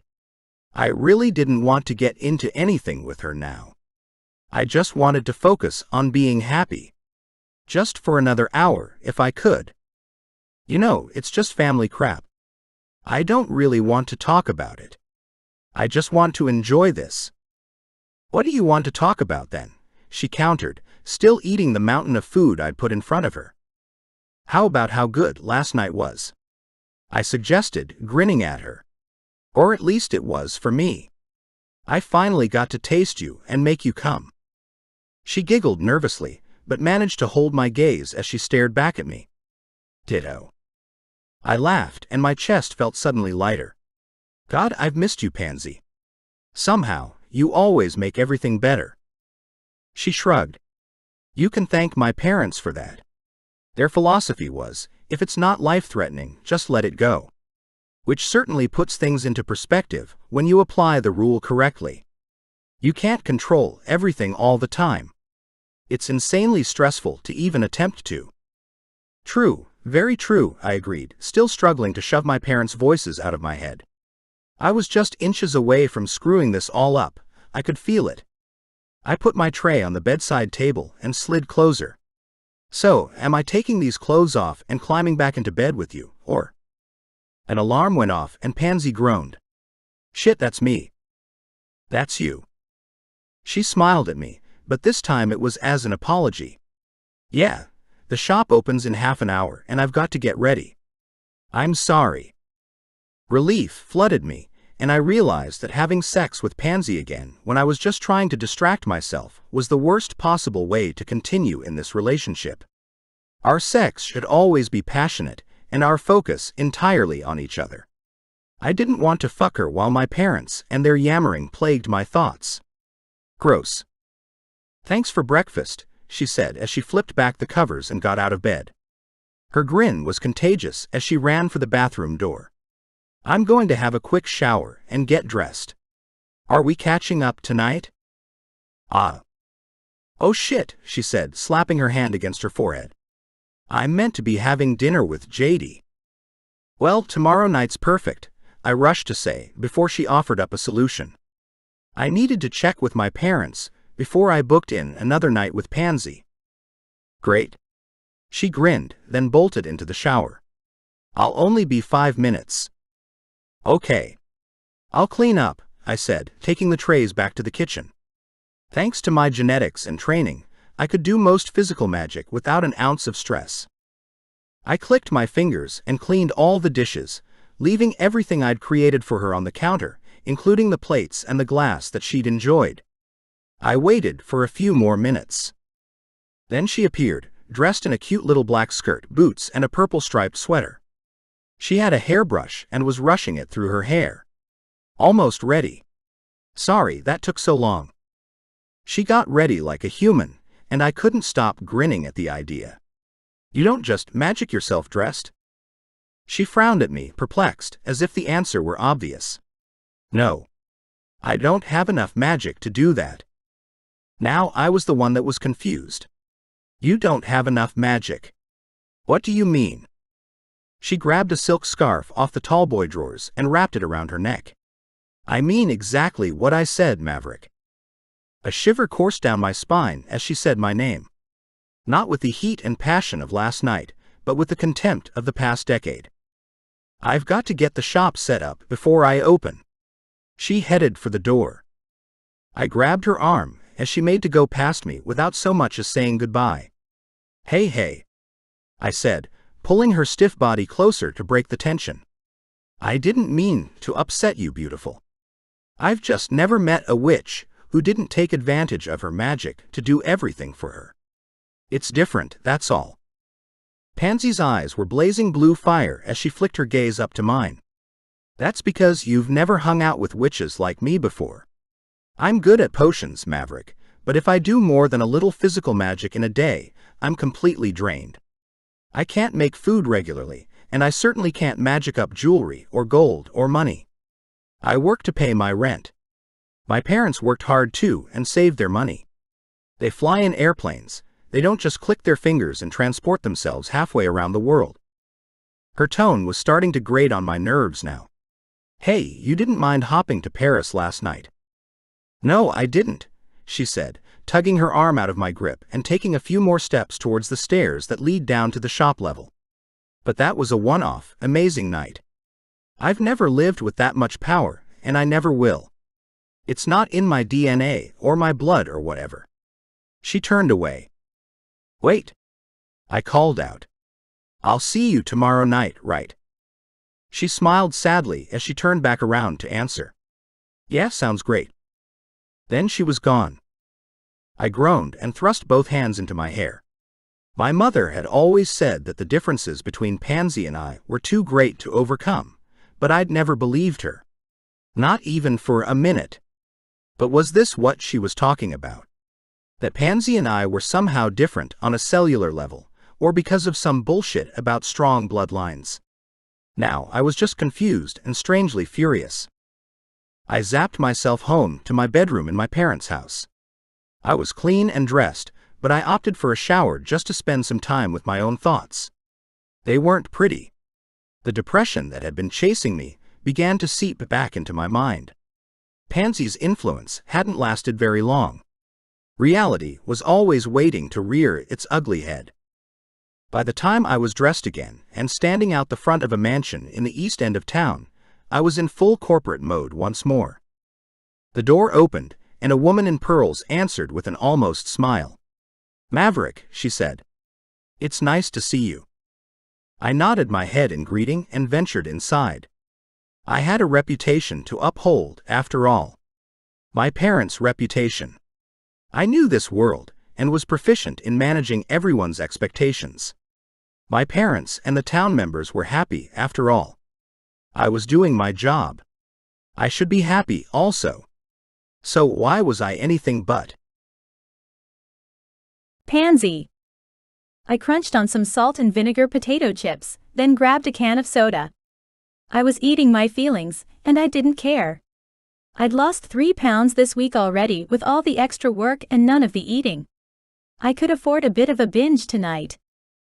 So, JD said. What happened? I set down my soda and reached for a slice of pizza. JD and I had decided to stay in for a girls' night, which meant pizza and wine at my place. Or whatever we felt like, really. Same old shit basically, I said, skipping over the part about Paris and the sex that had completely blown my mind. What? She asked, obviously wanting clarification. You guys had a great night, then fell into a self-destructive pattern of fighting. My jaw dropped and I stared at her. She shook her head and picked up the bottle of white wine to pour herself a glass. I know you two better than you think, P. I bit into my slice of pizza, loving the greasy slide of melted cheese over my tongue. Yeah, well, you're right. It seems we can't even go one day without getting into a fight. JD raised her eyebrows at me. But how was the first part of the date? I chewed on my dinner, not sure I wanted to answer that. She chuckled. That good, huh? My cheeks were hot enough to make me glance away and grab for my ice-cold can of soda. Ah, yeah. You could say that. Have you ever thought about the fact that you two always fight at the end of your dates? What do you mean? I asked. We hadn't had that many dates for me to be able to see a pattern. JD sighed. Did he say something that set you off when you were walking out the door? Or leaving him by chance? I opened my mouth to say no, then realized she was totally right. Shit. Yeah, actually. I was rushing to get to work. Why? You think he was annoyed that I had to go to work while he's here on vacation? I hadn't noticed it before, but now that I thought about it, she was right. We had more fights at the end of our dates as teenagers, even on our best days. I'd always assumed that it was just because we weren't meant to be. We were combustible when put together. Fire and tinder. Hot but not a good match. No. I think he doesn't want you to leave him. Like ever. I groaned and rolled my eyes heavenward. You can't say shit like that to me, JD. She cackled out a laugh. Of course I can. I'm your best friend. If I can't tell you the truth as I see it, who can? I put down my food and wiped my fingers on some napkins. But why? I pressed. You of all people can't possibly want us to be together. Her gaze dropped to my hand. And how's that ring feeling on your finger? I covered the ring with my right hand, the stones cool and smooth beneath my palm. Ah. I don't know. She narrowed her eyes at me, then held out her hand. Can I try it on? No. The word burst out of me before I could stop it. And before I could apologize to my best friend, she burst out laughing. You're nuts, the both of you. I uncovered my ring and considered taking it off and letting her try it on. But even as I reached for the band, I caressed the gold and left it there. I couldn't take it off. I couldn't. A defeated sigh left my lungs. I don't know what to do, JD. Run away with him, she said, grinning at me like a Cheshire cat. Grab that gorgeous hunk and go find a deserted island where you can have babies and homeschool them, and do all those hippie things you've always dreamed about. I have not, I denied, but even I could hear that my tone was only half-hearted at best.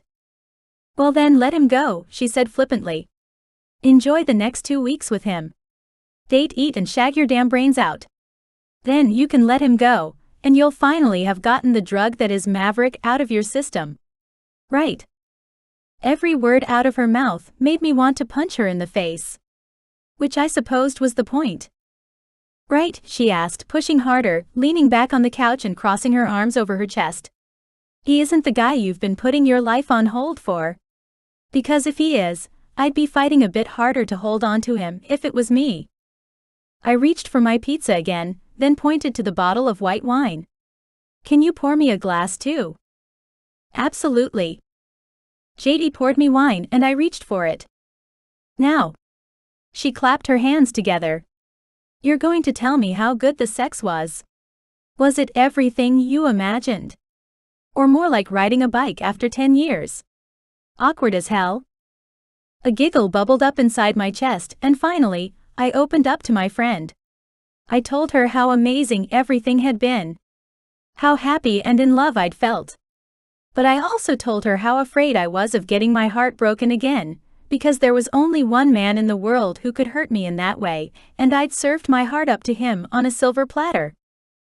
The next evening arrived, and it was time for my follow-up date with Maverick. Once again, I'd run around like a headless chicken all day in the shop and barely eaten. I was actually a little bit dizzy from hunger as I closed up. I finished dealing with the cash register and headed to the front door. And there on my stoop was the High Warlock himself. "Fuck. Warlock McCready," I gasped out, holding open the front door for him. "Can I get you something from my shop? Or are you after?" The High Warlock was a good-looking man. Similar to Maverick in lots of ways. Tall with bright blue eyes. He was just starting to gray at the temples, and wore his responsibility with a tire around his middle. "I'm here to speak to you about my son." The weariness in his tone caught me off guard, and I couldn't help myself. "You don't want to be here either, do you?" Then I slammed both hands over my mouth. "Oh my God." The High Warlock's lips trembled with a small smile. "My wife embeds a truth spell into most of my clothes," he explained. "It's subtle, and generally only works on people who have something to hide." I dropped my hands away and glared at him. "I don't have anything to hide." This time I wasn't worried about what he thought of me. My parents had taught me to respect the High Warlock, the most powerful magical being in our community, but he didn't get to come into my shop and insult me. "I know," he said with a soft smile. "I believe it works on you because you're already too honest. Your thoughts and feelings simply burst out." I crossed my arms over my chest somewhat defensively. "Go on then, ask away. Maverick and I are having dinner soon, and I need to get ready." The High Warlock's gaze was fixated on my ring. "May I?" he asked, holding out his hand. I didn't want to, but I felt compelled to extend my arm and place my hand into the High Warlock's grip. He stared down at the ring, then sighed. "My son loves you." I pulled my hand back and couldn't stop myself again. "Are you sure your wife's truth spell doesn't affect you too?" Shit. What was wrong with me? The High Warlock touched a finger to his top hat and nodded his head. "Good night, Pansy." My jaw dropped as I watched him walk away. But he hadn't even asked me a question. And he hadn't talked to me about Maverick either. For fuck's sake. That family, I muttered to myself, locking the door and staggering back into my shop. I didn't have enough magic to get myself upstairs, so I went the normal route of walking. I kept some candy in my kitchen for emergencies, so I immediately stuffed some pieces into my mouth to get my blood sugar back up. "Bloody magical douchebags," I muttered to myself, as I made my way into my bedroom for a quick shower and to get dressed. It was warmer tonight, so I went in a long dress and my best and sexiest underwear. Maverick's parents might be weird, and our worlds as a collective were completely polar opposites, but I wasn't going to let those things derail my night with the one man I wanted more than anything or anyone in the world. If we were going to fuck up this relationship, it was going to be because we didn't work. Us. Not his parents. Not his work. Not anything else. I wasn't going to let them take away our second chance. Maverick had gathered the courage to promise me the 2 weeks, and I had the courage to see it through. Fuck the High Warlock and his wife. If Maverick and I worked out in the future, and his parents didn't want to see me, they didn't have to. I had enough going on in my life to keep me occupied without worrying about asshole in-laws. Buoyed by the anger I was feeling towards Maverick's parents, I shoved another few candies into my mouth. Fuck them. Seriously. My doorbell rang and a shot of adrenaline rushed through me. He was here. He'd come despite our grouch yesterday.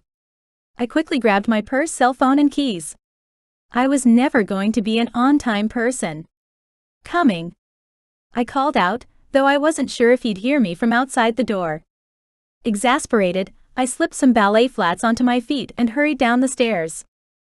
Maverick was waiting for me outside on the street and turned to stare at me as I pushed open the door. Fuck me. He stood there relaxed and far too sexy for his own good. His hands were shoved into his pockets, making his arms bulge.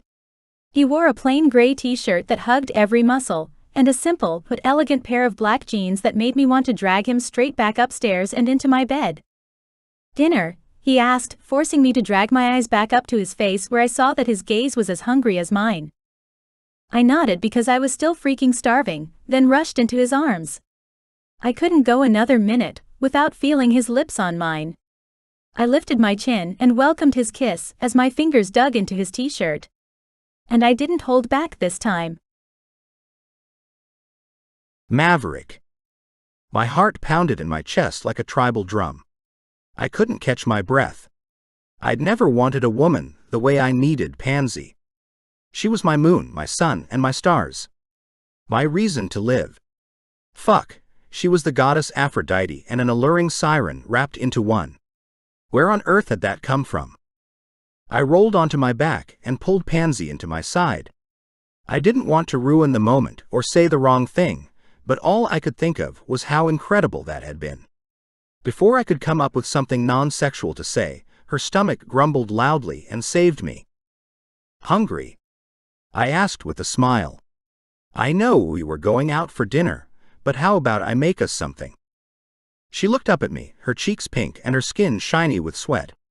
"I didn't eat today, I'm sorry. I was too busy in the shop." I kissed her sweet lips and rolled towards her, still fully naked and lying on her living room floor. "Do you want to go have a shower, and I'll feed you chocolate-covered strawberries?" She nodded. Sounds like a plan." We managed to stagger to our feet. The giddiness inside my head was almost like being drunk. I couldn't help but grab onto Pansy's waist. "Are you okay?" I asked. I didn't mean to be rough with you. If she hated me now, I wasn't sure how we'd ever come back from this. That was the hottest sex of my life. I would happily, no.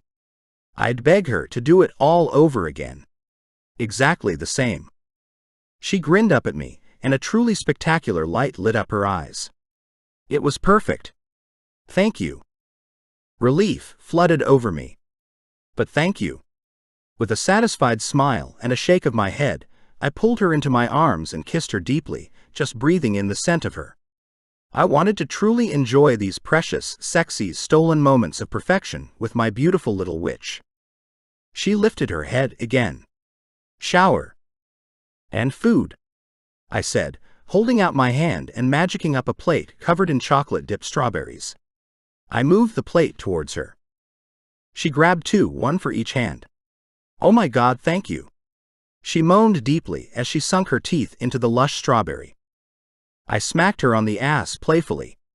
"You better get into that shower before I decide to fuck you again." She squealed and ran off towards the bathroom, throwing a sultry look over her shoulder. She reached out and grabbed two more strawberries before ducking back under the hot water. "I can't believe we didn't even get out the door," she said, grinning broadly. That was definitely the hottest start to a date ever. I put the plate down on the bathroom vanity and leaned against the wall to watch her. Damn, she was beautiful. All gorgeous curves and lush femininity. Yes, it was. Definitely. She finished showering, then slid out of the cubicle like a ninja to grab the plate of strawberries once more. I laughed, loving the way she was so candid and unafraid to be herself. Then jumped under the water myself, washing off the scent of sex and sweat. "So, did you want to go out? Or are you happy to stay in? I don't want you to think I'm hiding you or making choices for you. Because I definitely wasn't. After what I was forced to endure because of my parents, I'd never abuse control like that, especially not when it came to my Pansy." She tilted her head to the side as though she was thinking. I'd like to stay in if that's okay. I've had the biggest couple of days, and to be honest, I'm totally zonked." I turned the shower off and grabbed an orange towel to dry off. "Sounds good to me. You feel like Chinese food in bed maybe?" "Yes," she cried, grabbing her bathrobe and pulling it on over her nakedness. Let's do that. Bed, picnic, and a movie maybe. So that's exactly what we did. We ate, we cuddled, and we watched a movie.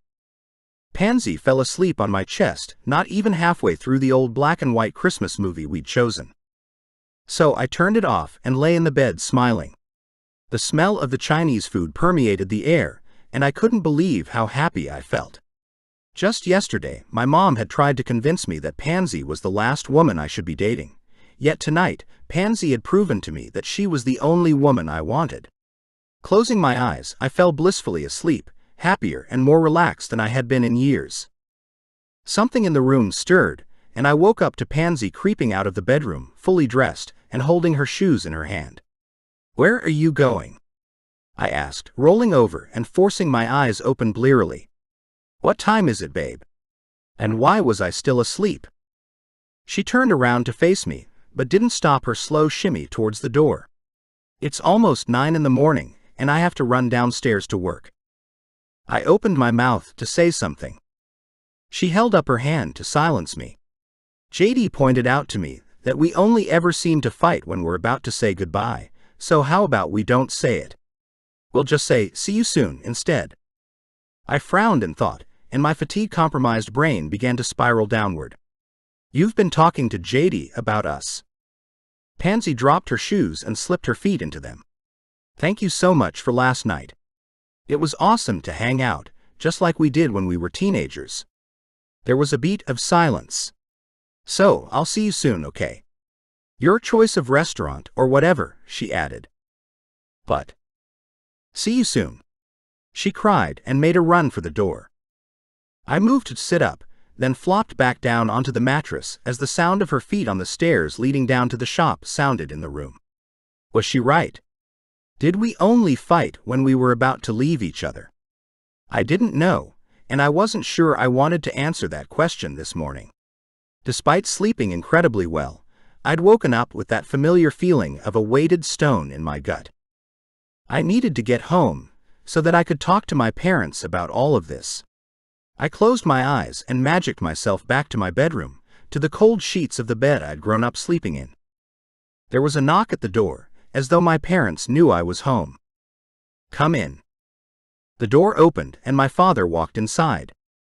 I sat up and threw my legs over the side of the bed, clicking my fingers to dress myself instantly. "Good morning," my father said. And it was a good morning, or at least it should have been. "Hi, Dad. I didn't expect to see you this morning." Being the High Warlock was a lot more responsibility than most people knew. Everyone assumed it was just a title, that it was a privilege to be born to my father's bloodline. But it was endless meetings and managing people, stopping fights and smoothing over issues between the covens, the shifters, as well as the vampires. My dad had never been home much as a result when I was young. "Yes, well, I've missed 2 meetings already," he said, his annoyance obvious in the stiffness of his posture. I groaned as I dragged myself to my feet. Is that my fault somehow? Dad's nose lifted even higher. "I wanted to speak to you before I had my lunch meeting with your mother. She wants to discuss your time with Pansy Motley." I inhaled sharply. "Pansy is none of your business. And certainly not Mother's." My father lifted his hand. I twisted the gold ring on my finger, raising my shields against offensive magic. My father's spell wafted over me like a soft mist. I shook my head. "Don't. Father." His surprise was a palpable thing. I raised my eyebrows. "You never worked in the London office, did you, Dad?" He frowned but didn't speak. I paced, needing to move to dispel some of the annoyance rising inside of me. "None of your spells will work on me, Dad. I have every defensive spell possible protecting me right now. From my ring that was the center of my power, to 3 of the tattoos on my body. My back, my chest, and my right arm all protected me from different sorts of magical attacks." "Why would you say such a thing to me?" he asked. I glared at him now, still moving around my bedroom, my bare feet sinking into the plush carpet as I walked. I hated lies, and my father walked the line of grayed-out truth often. Because you just tried to cast a spell on me. A truth spell of some sort, probably, and I won't be manipulated. I'd had to twist my ring multiple times the other night to turn off my defenses so I could eat the spelled cake with Pansy. Even then, the affect on me had been small compared to how she'd opened up to me. I didn't. I lifted my head and eyeballed my father. He sighed. It wasn't malicious. I just need the truth. Then ask me. I spat back. I'm an adult. I don't need to be twisted and worked on, Dad. I get enough of that when I'm at work. I ran my hand through my hair, feeling frazzled. My dad coughed, clearing his throat. Now, he was looking uncomfortable again. You don't enjoy working at headquarters? It's quite prestigious. For you, maybe. I hated it. There's nothing special about working there. My colleagues are malicious, backstabbing city types. I've literally been poisoned, stabbed, and demoted without cause. And those were only some of the more memorable moments during my tenure. You were stabbed? My father gasped out. I lifted my shirt and pointed to the gash beside my belly button. This isn't an appendix scar, Dad. My father's gaze zoomed in on the mark one wore for strength. I could have used magic to remove the scar, but I wanted to remember to never trust anyone at work. And not to turn your back on an open challenge. Ever. I'd have been dead if my boss hadn't stepped in when he did. Why didn't you tell me? My dad whispered. There was no anger in his voice. No disappointment. Only incredulousness. Horror, even. It's fine, I said, flipping my hair out of my face. I really needed a haircut. No, it's not, Dad said, his tone sharper this time. I had no idea. My father died when I was 16, and I was never able to go to college. To represent our family amongst the elite. I didn't know, Maverick. All the tension leached out of my shoulders. It's okay, Dad. It's only a few more years. No. Dad shot back, resolute. No. You don't need to go back. I stared at him, shocked. But. No buts, Dad said, taking a step towards me.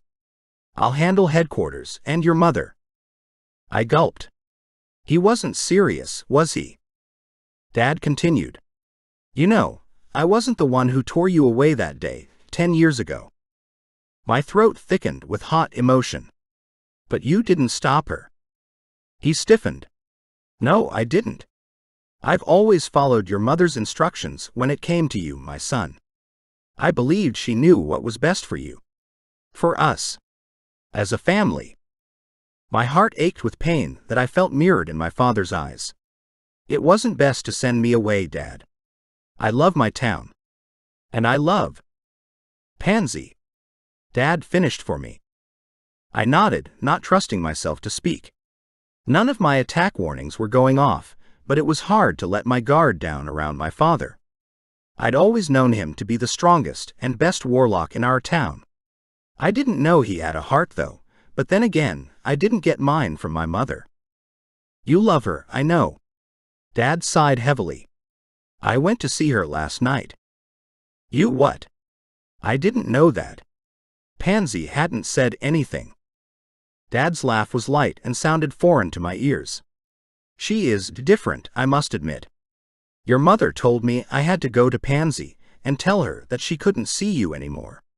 That she had to send you back to London. My anger was back, burning in the pit of my stomach. And what did she say to that? I knew how my night with Pansy had begun, and she certainly hadn't sent me packing. Quite the opposite. Dad's lips lifted into a smile I hadn't seen in years. One of introspection and humor. I didn't give her the message. She was so fierce, so in love with you. And I saw her ring. I felt the power behind the magic, and I knew I couldn't interfere. Not again. Tears that I'd never shed filled my eyes, and I stepped forward, opening my arms to my father. He embraced me, holding on tight. I'm sorry, son. And there they were. The only words I'd ever wanted to hear, but never thought my father would say. My heart was bursting as I pulled back, and blinked away the tears clogging my throat. "Thank you, Dad." I took a step back and magicked up a couple of bottles of water, handing one to my father. I gulped down the cold liquid, forcing back the emotions that had risen to the surface like a long-forgotten memory. The teenage version of me was staggering. I'd finally been heard, and my father had actually apologized for ruining my life. But what about Mom and the council? Everything? "We will devise a plan," Dad said slowly. I raised my eyebrows and offered him a hesitant smile. "Now?" Dad grinned at me. "In a hurry, are you? Pansy and I have a deal, and I'd like to sort everything out before I make my offer to her on Halloween night." "Your offer to her?" Dad repeated. "As in, you intend to marry her?" I crossed my arms over my chest. I'd run away with her if I had to. My parents were never going to separate us again. I'd make sure of it. Yes, I do. I know she isn't the wife Mother would choose for me. She isn't exceptionally powerful or from a bloodline you approve of." Dad sighed. "We'll deal with all of that, son. I promise." I gripped my dad in a tight hug again, hope for the future truly filling the darkness in my heart for the first time. Pansy.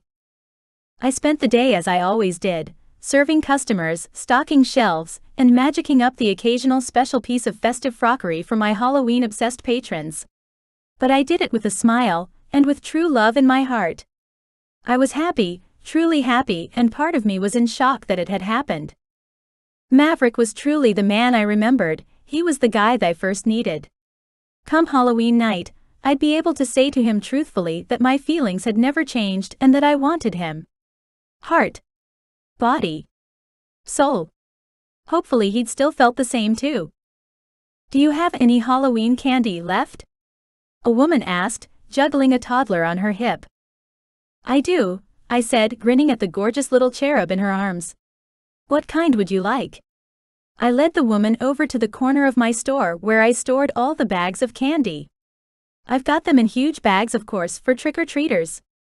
But I've also personally made up little Halloween novelty bags that include a party favor of some sort in each of them. A piece of jewelry, some vampire blood, fangs and the like. The woman took the little bag out of my hands, exclaiming happily, "Oh, these are fantastic. Just what I need. How many do you have?" "About a dozen," I said. How many did she need? "Oh. I'd need at least 50. Can I put in an order and pick it up in a few days?" 50? I repeated, my eyes wide. "Better make it 75 actually," the woman said, pulling out her purse. "Could I pay extra for you to make some adult-style bags too? I'm throwing a big party." I laughed at her enthusiasm. "I can, but I'll definitely need a few days to make them. I'm so busy during the days, I'd have to take time out at night to put them together." The woman slapped the card down on the desk. "I would so appreciate it if you could. I have 4 of these little monsters, so you'd be doing me the biggest favor." She tickled the little girl in her arms, who burst into a fit of giggles. I sighed, giving in. "I'd be happy to. Let me just work out a price for you, and we'll set a pickup time." Despite the large sale, a sense of cold disappointment settled over me. I'd have to call Maverick and cancel tomorrow night, unless he wanted to help me magic up some bags. That was an idea. "Here you go," I said, pushing the quote I'd written down toward the woman. "Does this work for you?" "Yes," she nodded. "And can I pick them up on Halloween morning?" "How about the night before?" I said, calculating the time I'd need and my plan to take the day off. "I'm closing on All Hallows Eve, because of the parade and everything."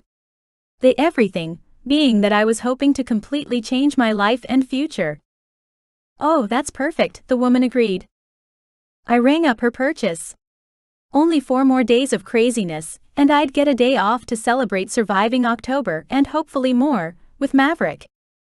When I'd finally finished the day, I was reconsidering my do-everything-myself approach. Next year, I needed to hire some help over October. even if it would cut into my bottom line. Surely the pain in my feet was worth something? I collapsed onto my couch and pulled out my phone, ordering some Uber Eats delivery before I groaned. I threw my head back against the headrest. What order was best for me tonight? Shower? Foot soak? Bath? Or wait for dinner and make sure I ate before I collapsed for the evening? Thank goodness I hadn't planned anything with Maverick or JD.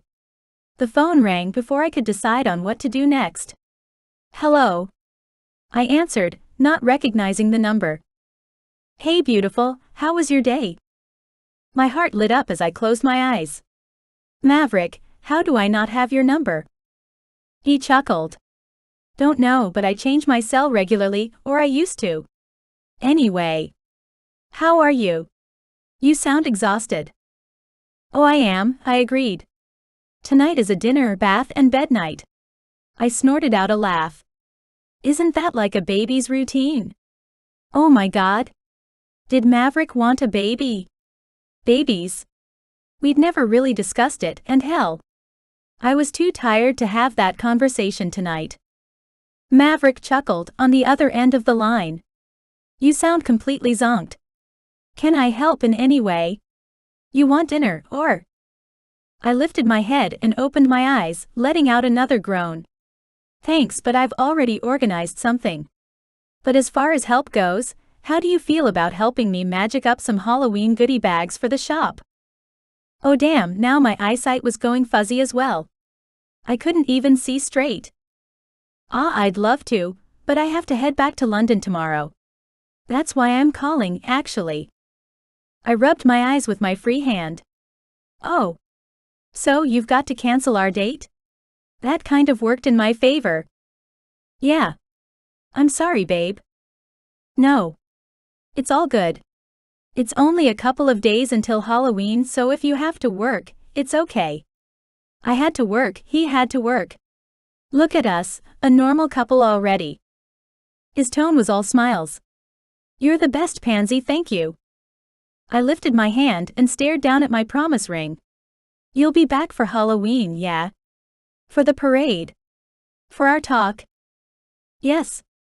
Of course. I've just got a few things to tie up, then I'll come home. Home, I repeated. I liked the sound of that. Yeah. He chuckled.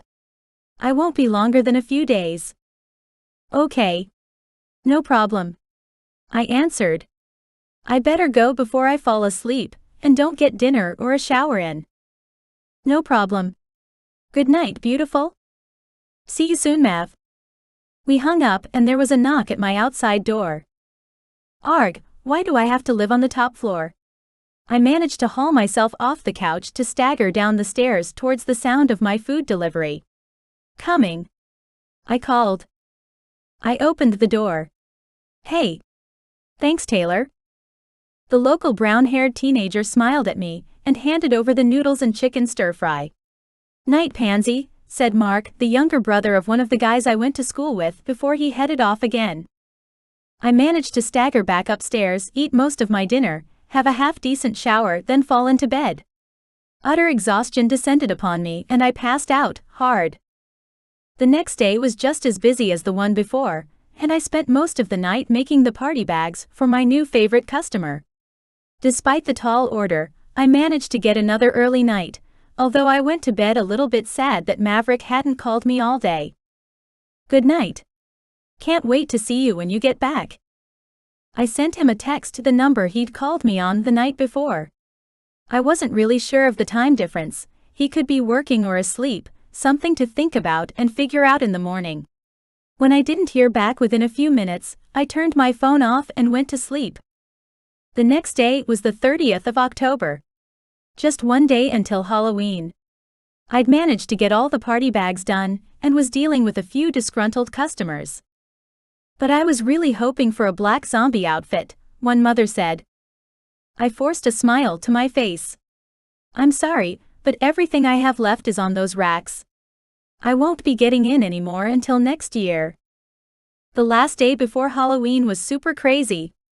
There was always a rush of last-minute purchases by people who'd just decided to participate in a holiday that was on the same day every year. My phone buzzed and I pulled it out, staring down at the screen in the hopes of seeing something from Maverick. Nope. It was a text from my dad. Wanted to say, before things get too crazy, have a fantastic All Hallows Eve, pansy. Love you. Even though it wasn't the man I wanted to hear from most, it was still lovely to receive. I smiled as I texted back. Thanks, Dad.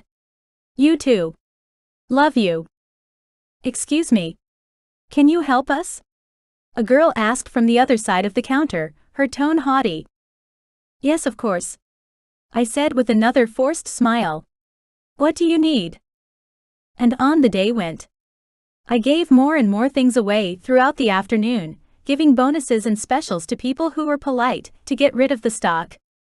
I could just store it for next year or use my magic to get rid of it, but I was exhausted. Not to mention the fact that my strange tingles of premonition were telling me that things would be very different this time next year. Who knew? I could be in London. Or I could be traveling the world like my parents. When 6 o'clock rolled around, my shoulders ached and my head throbbed. I needed a bloody drink, and soon. I'm done. I closed my eyes and celebrated inside my own head.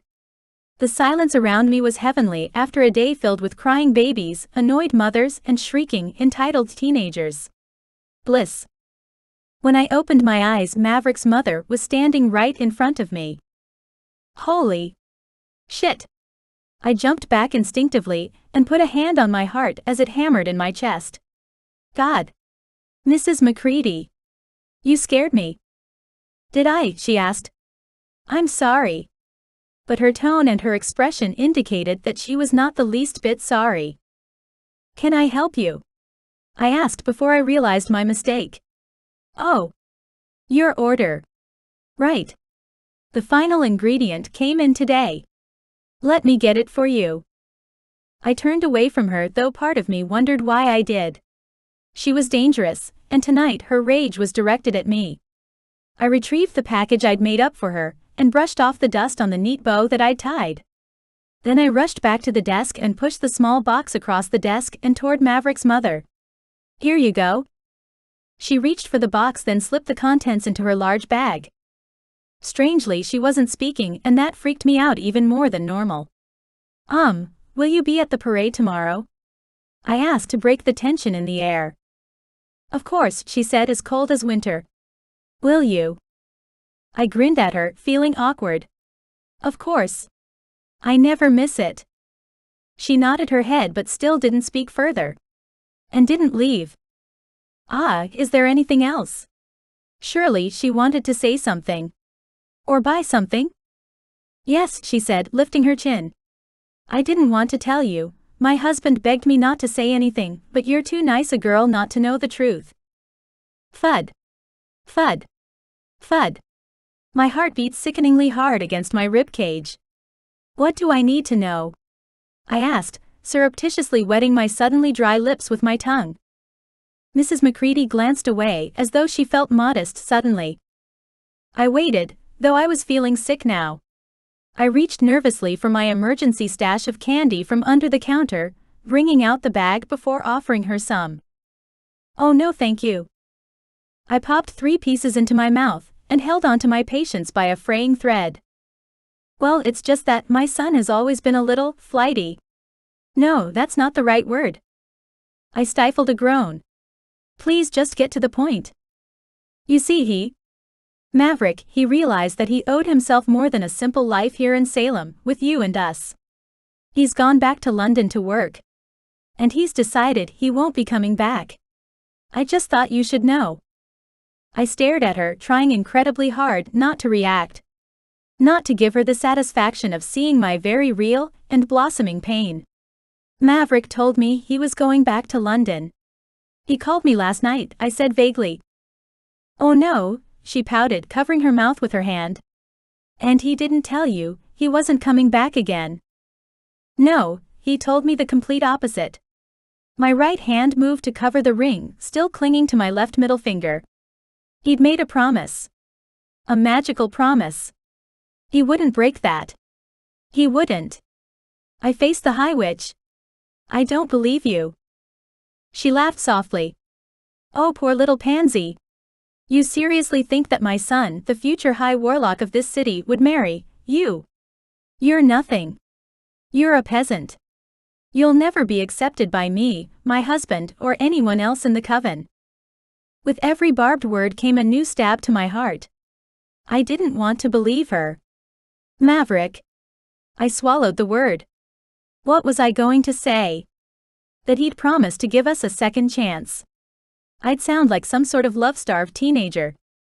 Yes. His mother taunted me. Maverick said what? That he loved you. That he wanted to change his whole life to be with you. Oh, Pansy, Pansy, she tutted as she shook her head. My son is far too good for a girl like you. I suggest you try dating boys a little more your speed and just leave my son be. Before I could react, she lifted her hand and blew a silver powder over me. I sneezed, feeling immediately woozy. Then everything went black. Maverick. The Warlock World headquarters had taken my phone from me the moment I'd landed back in London. Why? I didn't know. And now, I was sitting in a jail cell inside my old work building. They hadn't even put me on trial yet, for whatever stupid thing they wanted to charge me with. I closed my eyes and tried to send out a communication spell, calling for my father, for Pansy, to anyone who could hear me. But the walls in this underground room were thick and lined with lead. There was no way anyone could hear me. I waited for what felt like days before I heard a familiar voice. Maverick McCready. I jumped to my feet as my boss, High Warlock Novik, walked up to my cell. Sir, I said, standing as close to the bars as I could without touching them. Why am I here? We got word that you wanted to quit. I blinked at him. And? My contract was over years ago. I can leave at any time. And while I knew that to be true, there was a different expectation of those that worked at head office. Your mother called us, my boss said, putting his hands behind his back and pacing the hall in front of my jail cell. He was wearing an expensive suit and a royal purple tie, his classic power outfit. I fidgeted with my ring, turning it up to full power. I had no idea if it would work down here, but I had to do something to protect myself. My mother. I repeated. Why would she do that? My father was the one that decided with me that I was going to step away from the corporate world and go home to learn the ropes of his role. We devised a plan and executed it, only to be ambushed by those we trusted. Typical. High Warlock Novik nodded his head. I went to college with your mother. Did I ever tell you that? I gaped at my boss, who I hadn't realized was as old as my parents. He looked barely 30. Bloody hell. Ah, no. You didn't. She was one of the most beautiful women I'd ever seen, but rotten to the core. I couldn't help the strangled laugh that bubbled out of my throat. Yes. That sounds like her. I hadn't realized just how bad she was until this very moment. She asked you to lock me up then. Keep me here in London. He turned around in his pacing, facing me now, yes? She did. Forever? I asked, my chest tightening like a python had wrapped around my ribs. Pansy. My beautiful girl. No, he said, shaking his head. Just until the 1st of November. I groaned and closed my eyes on a wave of pain. That fucking bitch. It was my boss's turn to chuckle. I'm glad you're finally realizing it. I opened my eyes and looked at him. Sorry. Your mother is the reason you've been here as long as you have. Now don't get me wrong, Maverick, you're a good and hard worker. But ultimately, you're bad for business. My jaw dropped. Excuse me. What? Had I stepped into some sort of twilight zone? What was happening here? You're too good, Maverick. You've let how many men walk over you to the next promotion? I took a step back, feeling strangely unwell. Exactly. I don't want men like you here. Men like me. I repeated. Was this some sort of cosmic joke? Yes, he said, a sneer creasing his nose and lips. Some of us are made for headquarters, and others need to run home to their dinky little country towns and rule over the witches who spend all their time cooking dinner and making Halloween costumes. The words were snarky, degrading even, yet I heard the message beneath the tones. Go home. So I can leave? I asked, my heart beginning to race. Is it the 1st of November already? I couldn't tell how long I'd been down here. It felt like forever, and yet I'd been brought no food and not been to the bathroom. The High Warlock glanced up at the ceiling. Time does pass differently down here, doesn't it? I nodded but didn't speak. I was holding my breath, waiting for his answer. Sir. The High Warlock smiled, actually smiled at me. It's around 1 in the afternoon, on All Hallows Eve, Maverick. Take a few hours to gather your things and get your apartment and finances in order. With the time difference, you should easily make it home in time to do whatever your mother is trying to stop you from doing. So go back to Salem and stay there. He clicked his fingers and the door to my jail cell popped open. I hurried out and followed my old boss along the corridor and into the silver elevator. I had to ask, Sir, why are you helping me? The High Warlock didn't turn to look at me but said, I owe your father. For what? I persisted, needing to understand. The High Warlock coughed a little, as though he were clearing his throat. He did what I couldn't. He took over our father's role and became the High Warlock in his place. Each word hit me like a truth bomb. Boom, boom, boom. Father. You're from Salem. How did I not know that? He chuckled. You will not repeat that to anyone. Ever. Hang on. I reached out and grabbed his arm, turning my old boss back to look at me. And there it was, plain as the nose on his face, the eyes. The Macready blue irises. You're my father's older brother, aren't you? I asked. He nodded. I am. But Dad said you died. No, you disappeared. Wait, no. I shook my head, not sure of anything anymore. The High Warlock chuckled. Yes, my little brother was always good at smudging the truth. I was at college when our father died, and I didn't want to go back. So, your dad said he'd do it. He'd stay in Salem and marry the woman that had been lined up for me. The man in front of me shuddered. You're my uncle. The knowledge tilted my world on its axis. He grinned. That I am, and I'm truly happy to say that you've turned out better than anyone could have hoped for. You have your mother's knack for spells and your father's heart, his soul. The compliments were too much, and I looked away. My brain was whirling through all the information to come up with something that made any sense. But you're a High Warlock. High Warlock titles are inherited. He shrugged. I married a girl I met in college. She was an only child, and when they found out who my father was, her parents gave me their family name and title. I gaped at him. I have an aunt. Do I have cousins? The man's face paled. No, we. This time his cough was clear. We don't have any children, though my wife would sneak in to meet you on occasion. Red curls and an inquisitive smile ring any bells for you? Veronica. I realized. I thought she was one of the higher-ups' daughters or something. My uncle smiled.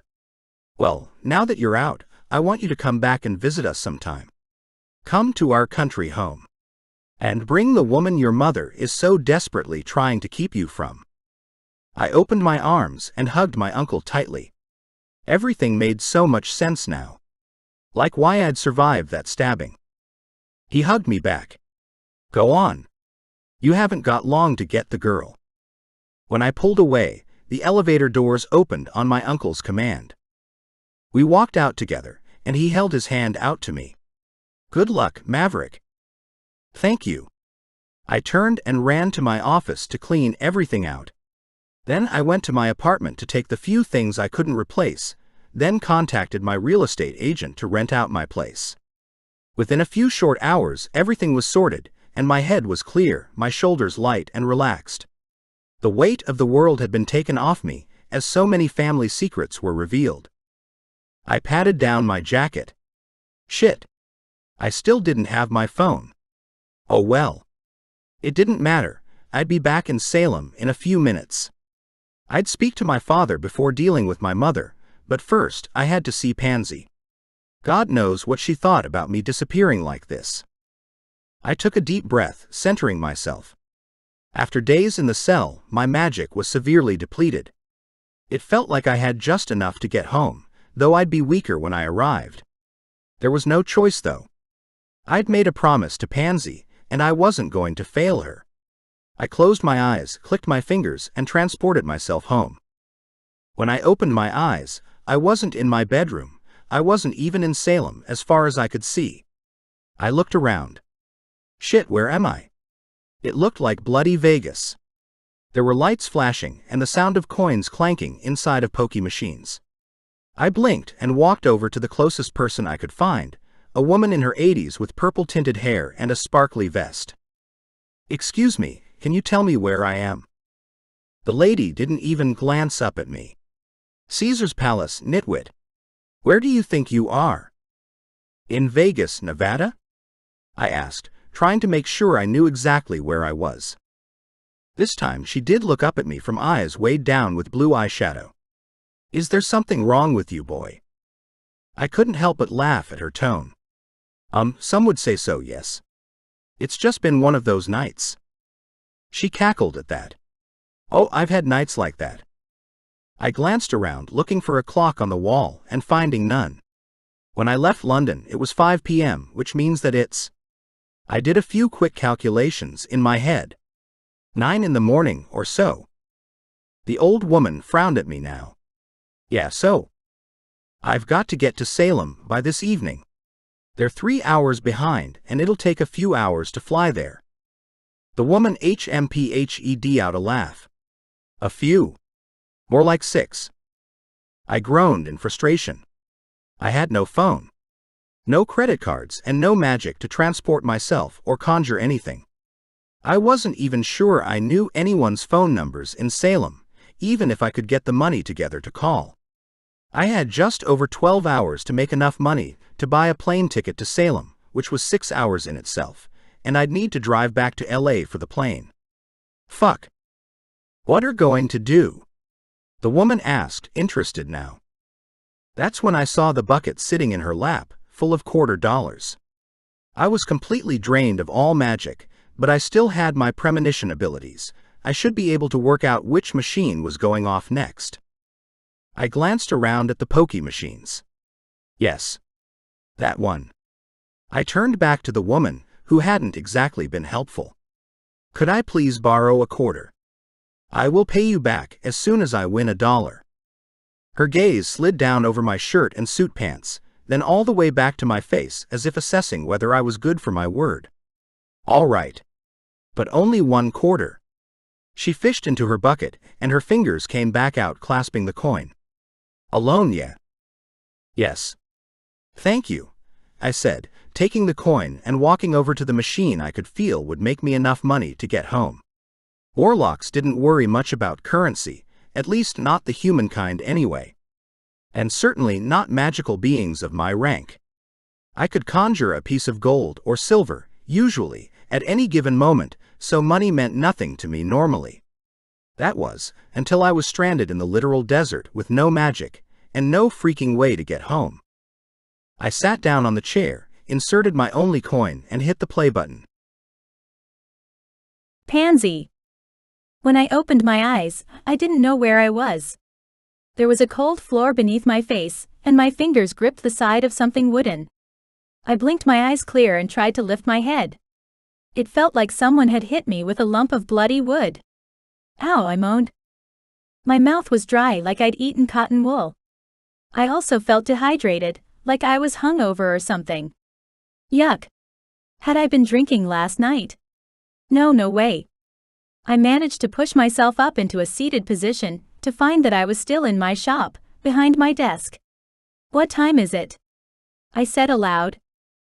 I hauled myself to my feet and looked around. It was still dark outside and I still felt weird. I couldn't really explain it. I staggered to the door to find it had been locked. Did I do that? Strange. My cell phone was still in my pocket, so I pulled it out and stared down at the time. 5 a.m. Whoa. I'd slept all night. I managed to walk up the stairs and get into my apartment. Why was I so exhausted even though I'd slept all night? Peeling my clothes off, I fell into bed. It was All Hallows Eve. I had the day off. My first day in forever. And Maverick didn't care about me. So I had the whole day to sleep. When I woke up again, the fading sunlight was streaming through my window, and a depression unlike any I'd ever known before had settled inside my gut like poison. I didn't want to get out of bed, and I had no reason to.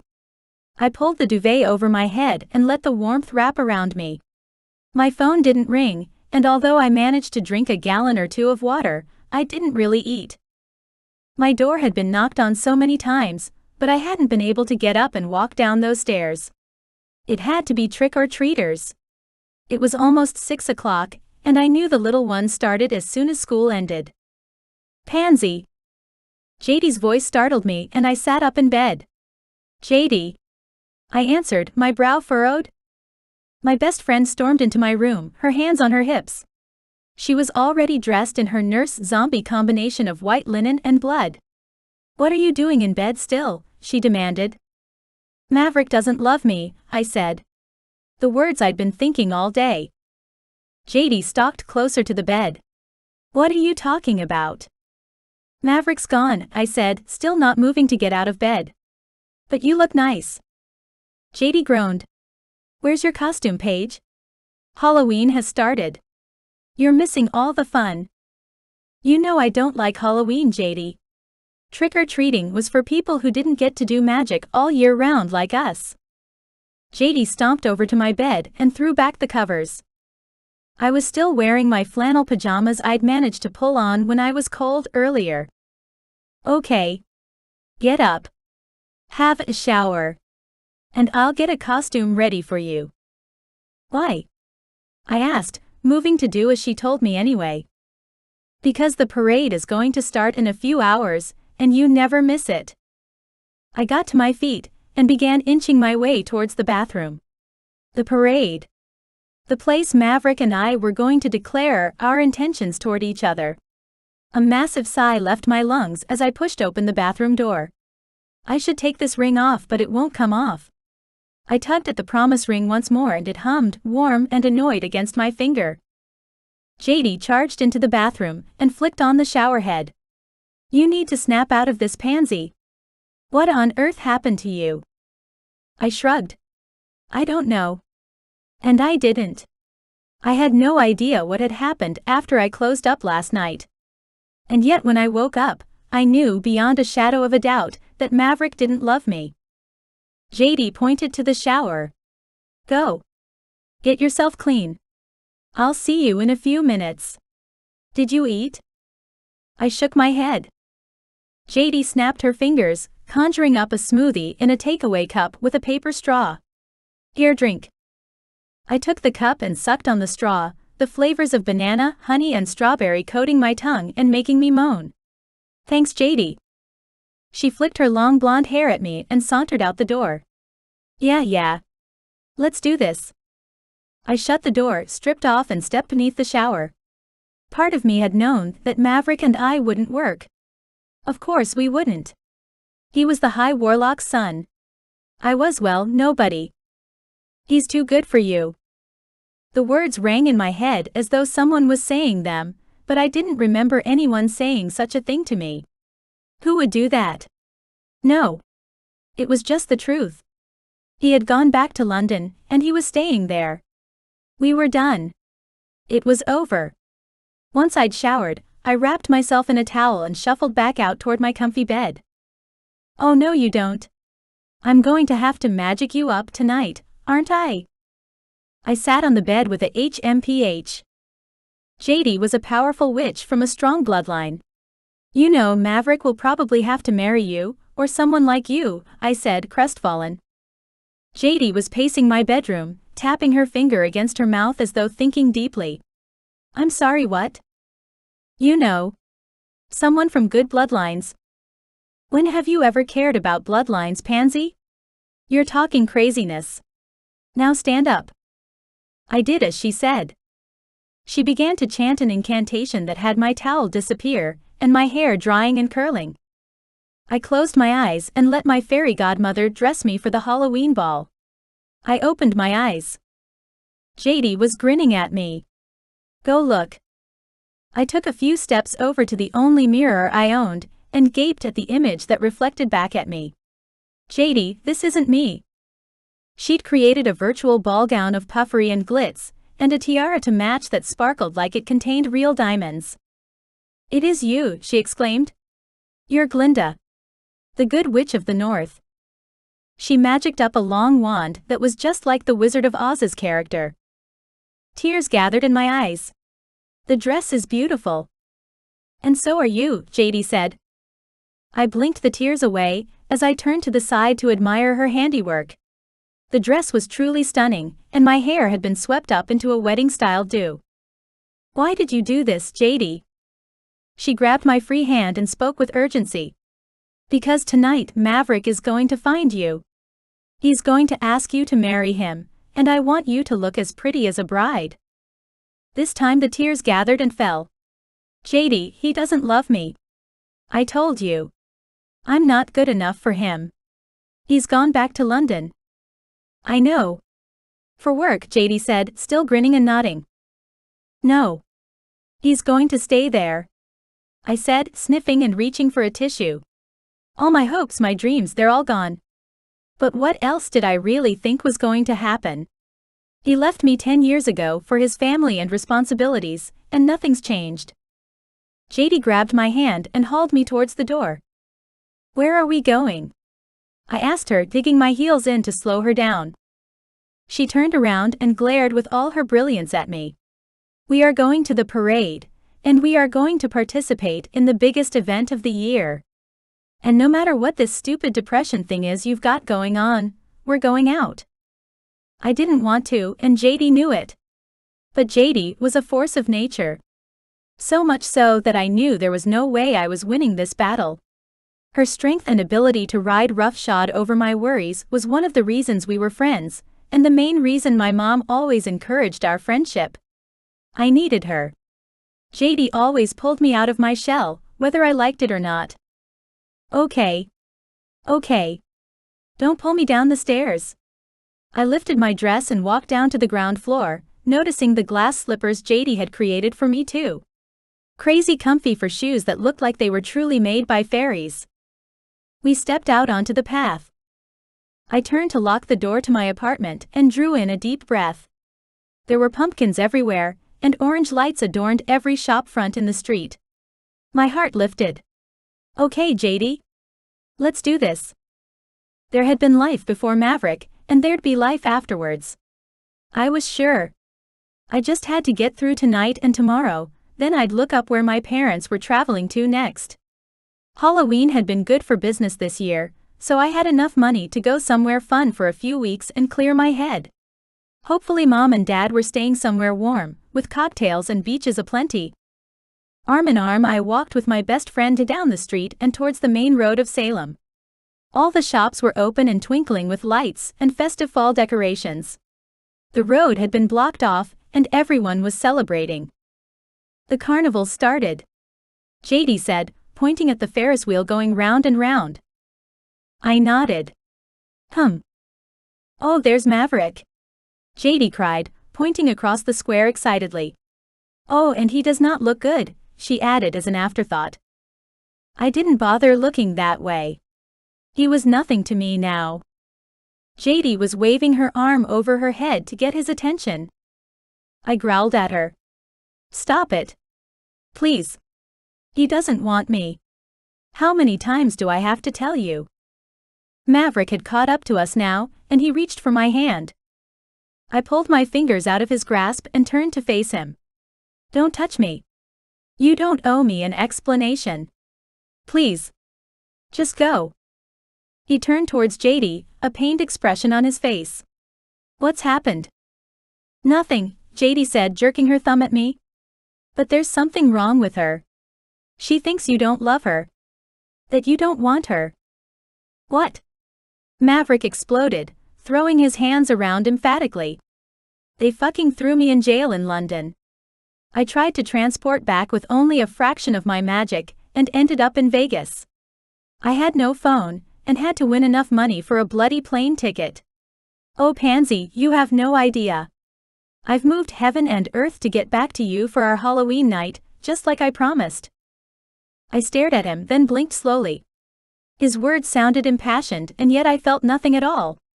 "I'm sorry for the inconvenience you're gone through, Maverick, but I don't think that has anything to do with me anymore. Have a nice night." I picked up my skirts to leave. Maverick's hand grabbed onto my arm. "Pansy, wait." I sighed and turned back. "Can you let me go, please? I know you don't want me, and it's okay. Please. Just walk away." I didn't know why he was bothering to lie to me. I knew the truth, and there was nothing he could say that was going to change that fact or my mind. Maverick. I stared at Pansy in disbelief. "What are you talking about?" Pansy just stared at me blankly. I turned to JD, her blonde best friend. "What's happened to her?" JD threw up her hands. I knew it wasn't just me. "She's been like this ever since I picked her up. She's convinced you don't love her, and that you're moving back to London forever." I turned towards Pansy and knew something was wrong. So wrong. My magic was coming back. The sleep I'd managed to catch on the plane had partly reinvigorated me. But I wasn't sure what was wrong. "JD, will you help me?" The blonde nodded. "Yeah, of course. But where do we start?" "I think she's been hexed." JD gaped at me. "You think? Oh my God. Your fucking mother." "My mother?" I repeated. "No. She wouldn't. Surely." JD threw her hands up in the air. "Who else would it be?" I thought about it for too long. JD actually whacked me in the arm in response. Snap out of it. I coughed to clear my throat. "You're right. Let's focus on Pansy." Pansy patted me on the arm as though I were a child. "Bye, Maverick. It's okay that you don't love me. You deserve better. I don't have good bloodlines. We wouldn't suit." A cold chill rolled down my spine and I clenched my jaw together. "Definitely my mother." "Told you," JD quipped back. I blew out a long breath. Okay. So how do we fix this?" "You could tell your mom to lift the hex." A smile lifted my lips.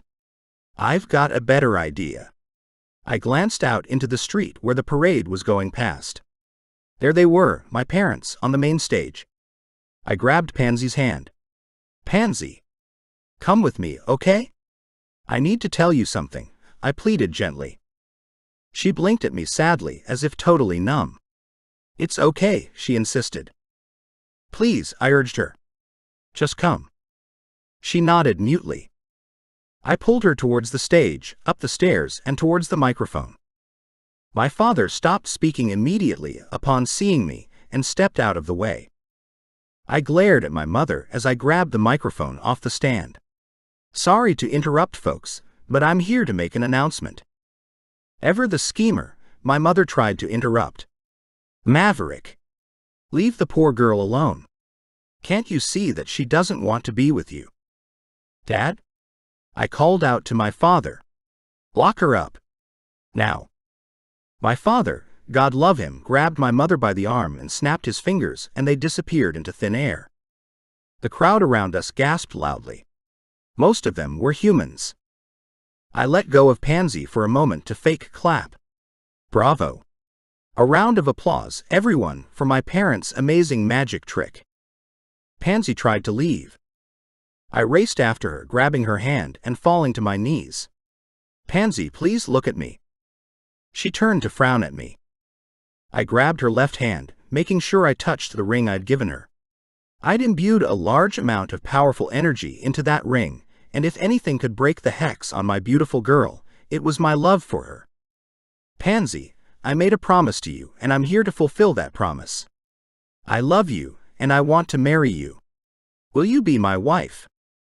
There was a hushed silence that fell over the crowd, and the occasional gasp and whisper. I kept my gaze on Pansy, refusing to let her look away. Her eyes were filling with tears. But you said. No, I didn't. Feel the heat of the ring. Of my promise. I squeezed her hand and sent her my love in the form of a spell. My magic surged and met resistance. Met a bad memory. Met a curse. Pansy, I need you to fight for me. Please, I beseeched her. She was shaking her head, but also crying and trembling. I wanted my father, I needed help. But no one was there to help me except my love. I jumped to my feet. There was only one option left. One chance. I focused myself and began reciting the spell of my promise, the one that had created the ring, everything from the gold to the jewels. My love was interwoven into every word. My hope, my sadness, and my fears.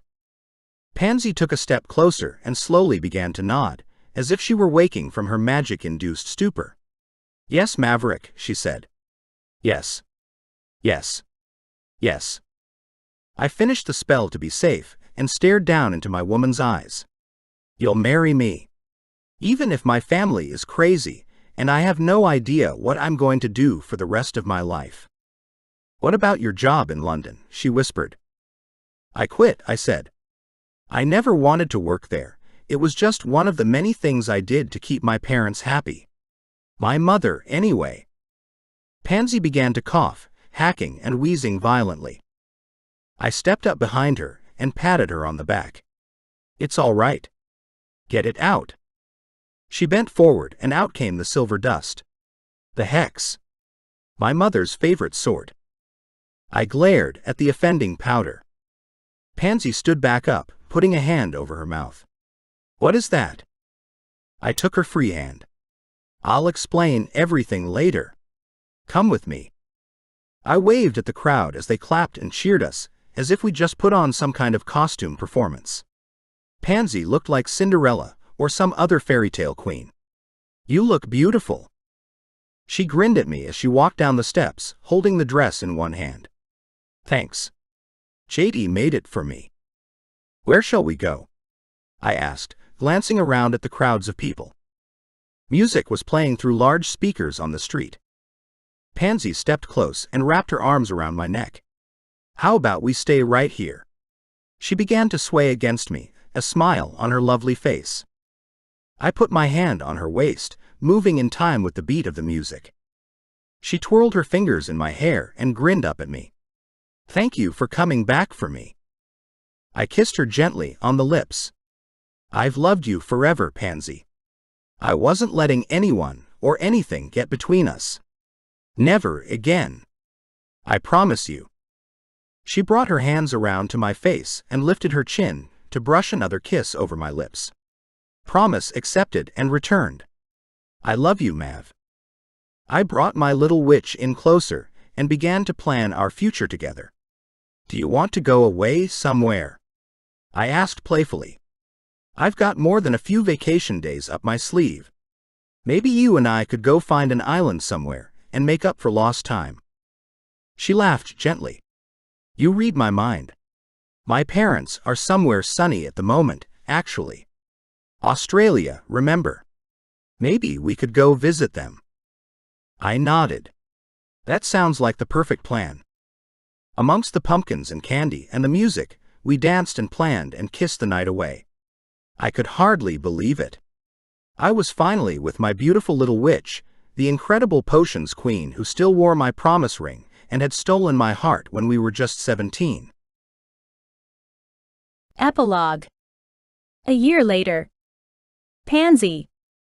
I entered the last of the Halloween purchases into my computer and rubbed my little potbelly with a contented sigh. How are you hanging in there, pumpkin? I asked. Donna and Hannah, my awesome shop assistants, came running up to me. Everything's done, Pansy. Thank you both so much, I said, grinning at them. I can't believe I used to do this month all by myself. You two have been lifesavers, and not just recently but all year.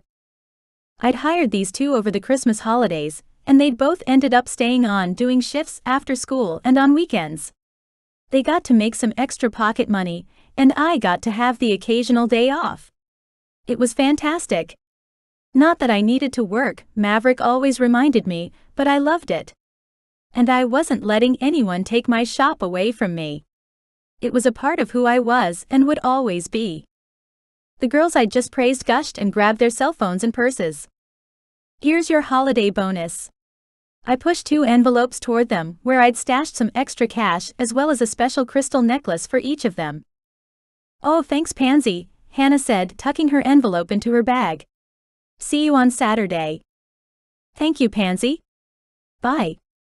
Donna took her envelope and waved, heading out the door just as my beautiful husband walked in. Hey girls. Thanks for all the help, he said. They giggled and waved as they left. Maverick locked the door behind him, closing the shop. Have you done the official tally? Yes. I exclaimed, happily announcing you were right. This was my most profitable Halloween season ever, even with Hannah's and Donna's wages. Maverick sauntered up to the desk dressed in his black suit. And you're not dead on your feet every night. I walked around the desk to greet him, lifting my face for his kiss. His hand went to my growing belly. How's our princess today? Growing well, I said, pushing a hand into my aching lower back. But it's definitely time for a day off. We'd found out early that we were having a little girl, and Maverick's mother pitched a fit. Many of the high warlock families lamented having daughters in their bloodlines. Yeah. Where do you want to go? He asked. Oh. I let my imagination run wild. Egypt, maybe? Maverick wrinkled his nose in distaste. Too sandy. Vegas, maybe? Too loud. I laughed and went back to close off the cash register. Then where do you want to go, spoilsport? How about the outskirts of London to visit my aunt and uncle for a few days? I breathed a sigh of happiness. Oh, that would be awesome. I've missed Veronica. Veronica was the daughter of a high warlock, who'd married the son of another high warlock, my grandfather to be exact. Her parents gave me hope that my daughter would have a wonderful and bright future too. My powerful husband wriggled his fingers. So, do you want to go right now? I blinked at him and did a quick calculation. I'll need some clothes, and we should probably clean out the refrigerator before we go anywhere. Maverick clicked his fingers. Done, he said with an impish grin. I wrapped my arms around his neck, pressing as close as I could without squashing my baby bump. I love you. As I love you, he said. I closed my eyes and the wind of Maverick's powerful magic whirled around me until the air around us had changed. I opened my eyes once more and we were standing in a beautiful bedroom, the fire crackling in the grate. We were in the guest bedroom, our bedroom technically since we visited so often. The scent of cinnamon buns lingered in the air, which meant Veronica was baking. Should we go downstairs? I asked. Maverick slid his hands down to my ass and gripped my flesh. In a while, maybe? I chuckled as I lifted my chin. You're insatiable, Maverick McCready. For you, Pansy, he asked. Always. The end. I hope you enjoyed the first of my season fantasy and paranormal romances. Next up is Daddy Christmas. You can pre-order here. Or read on for a sneak peek. JD. Hot tears burned my eyes, but I laughed them away instead of letting them fall. Today wasn't a day for sadness, quite the opposite. My best friend in the whole world was marrying her high school sweetheart, and most of the magical community had turned out to celebrate.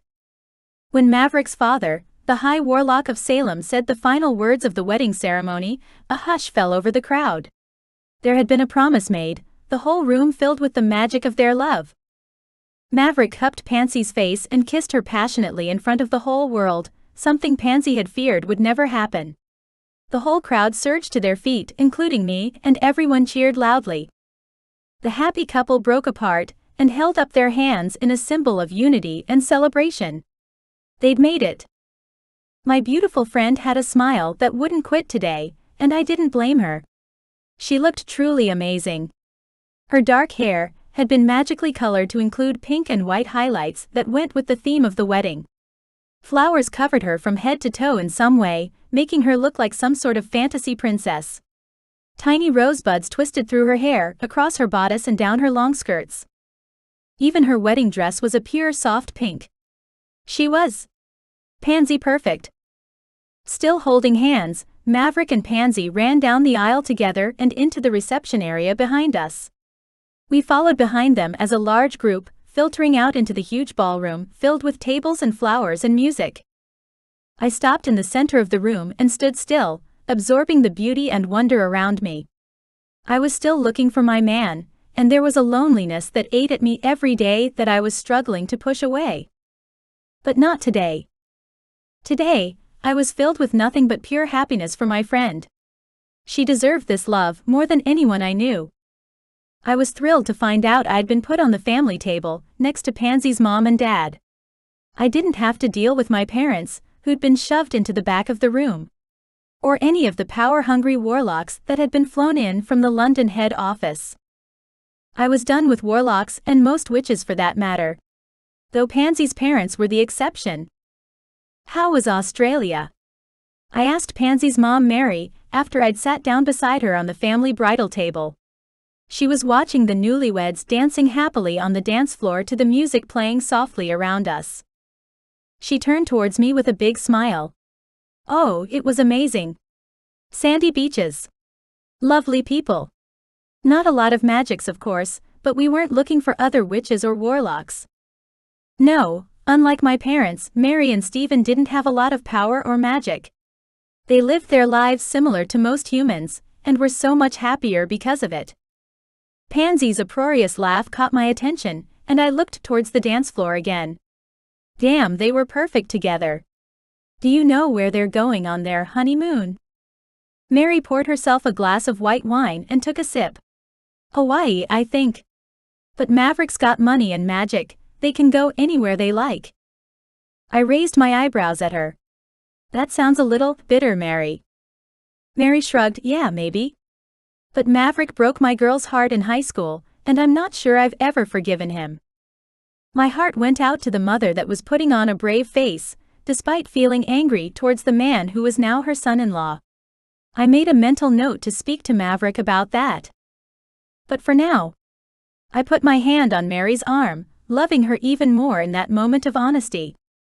Well, I've done a little scrying on their future, just for my own peace of mind, and I'd encourage you to get over that one, Mary. These two are going to be happy for a very long time to come. Mary stared at me with unshed tears glistening in her eyes. Really? I stood up and pulled Pansy's mom into my arms for a big hug. Really? You don't have to worry.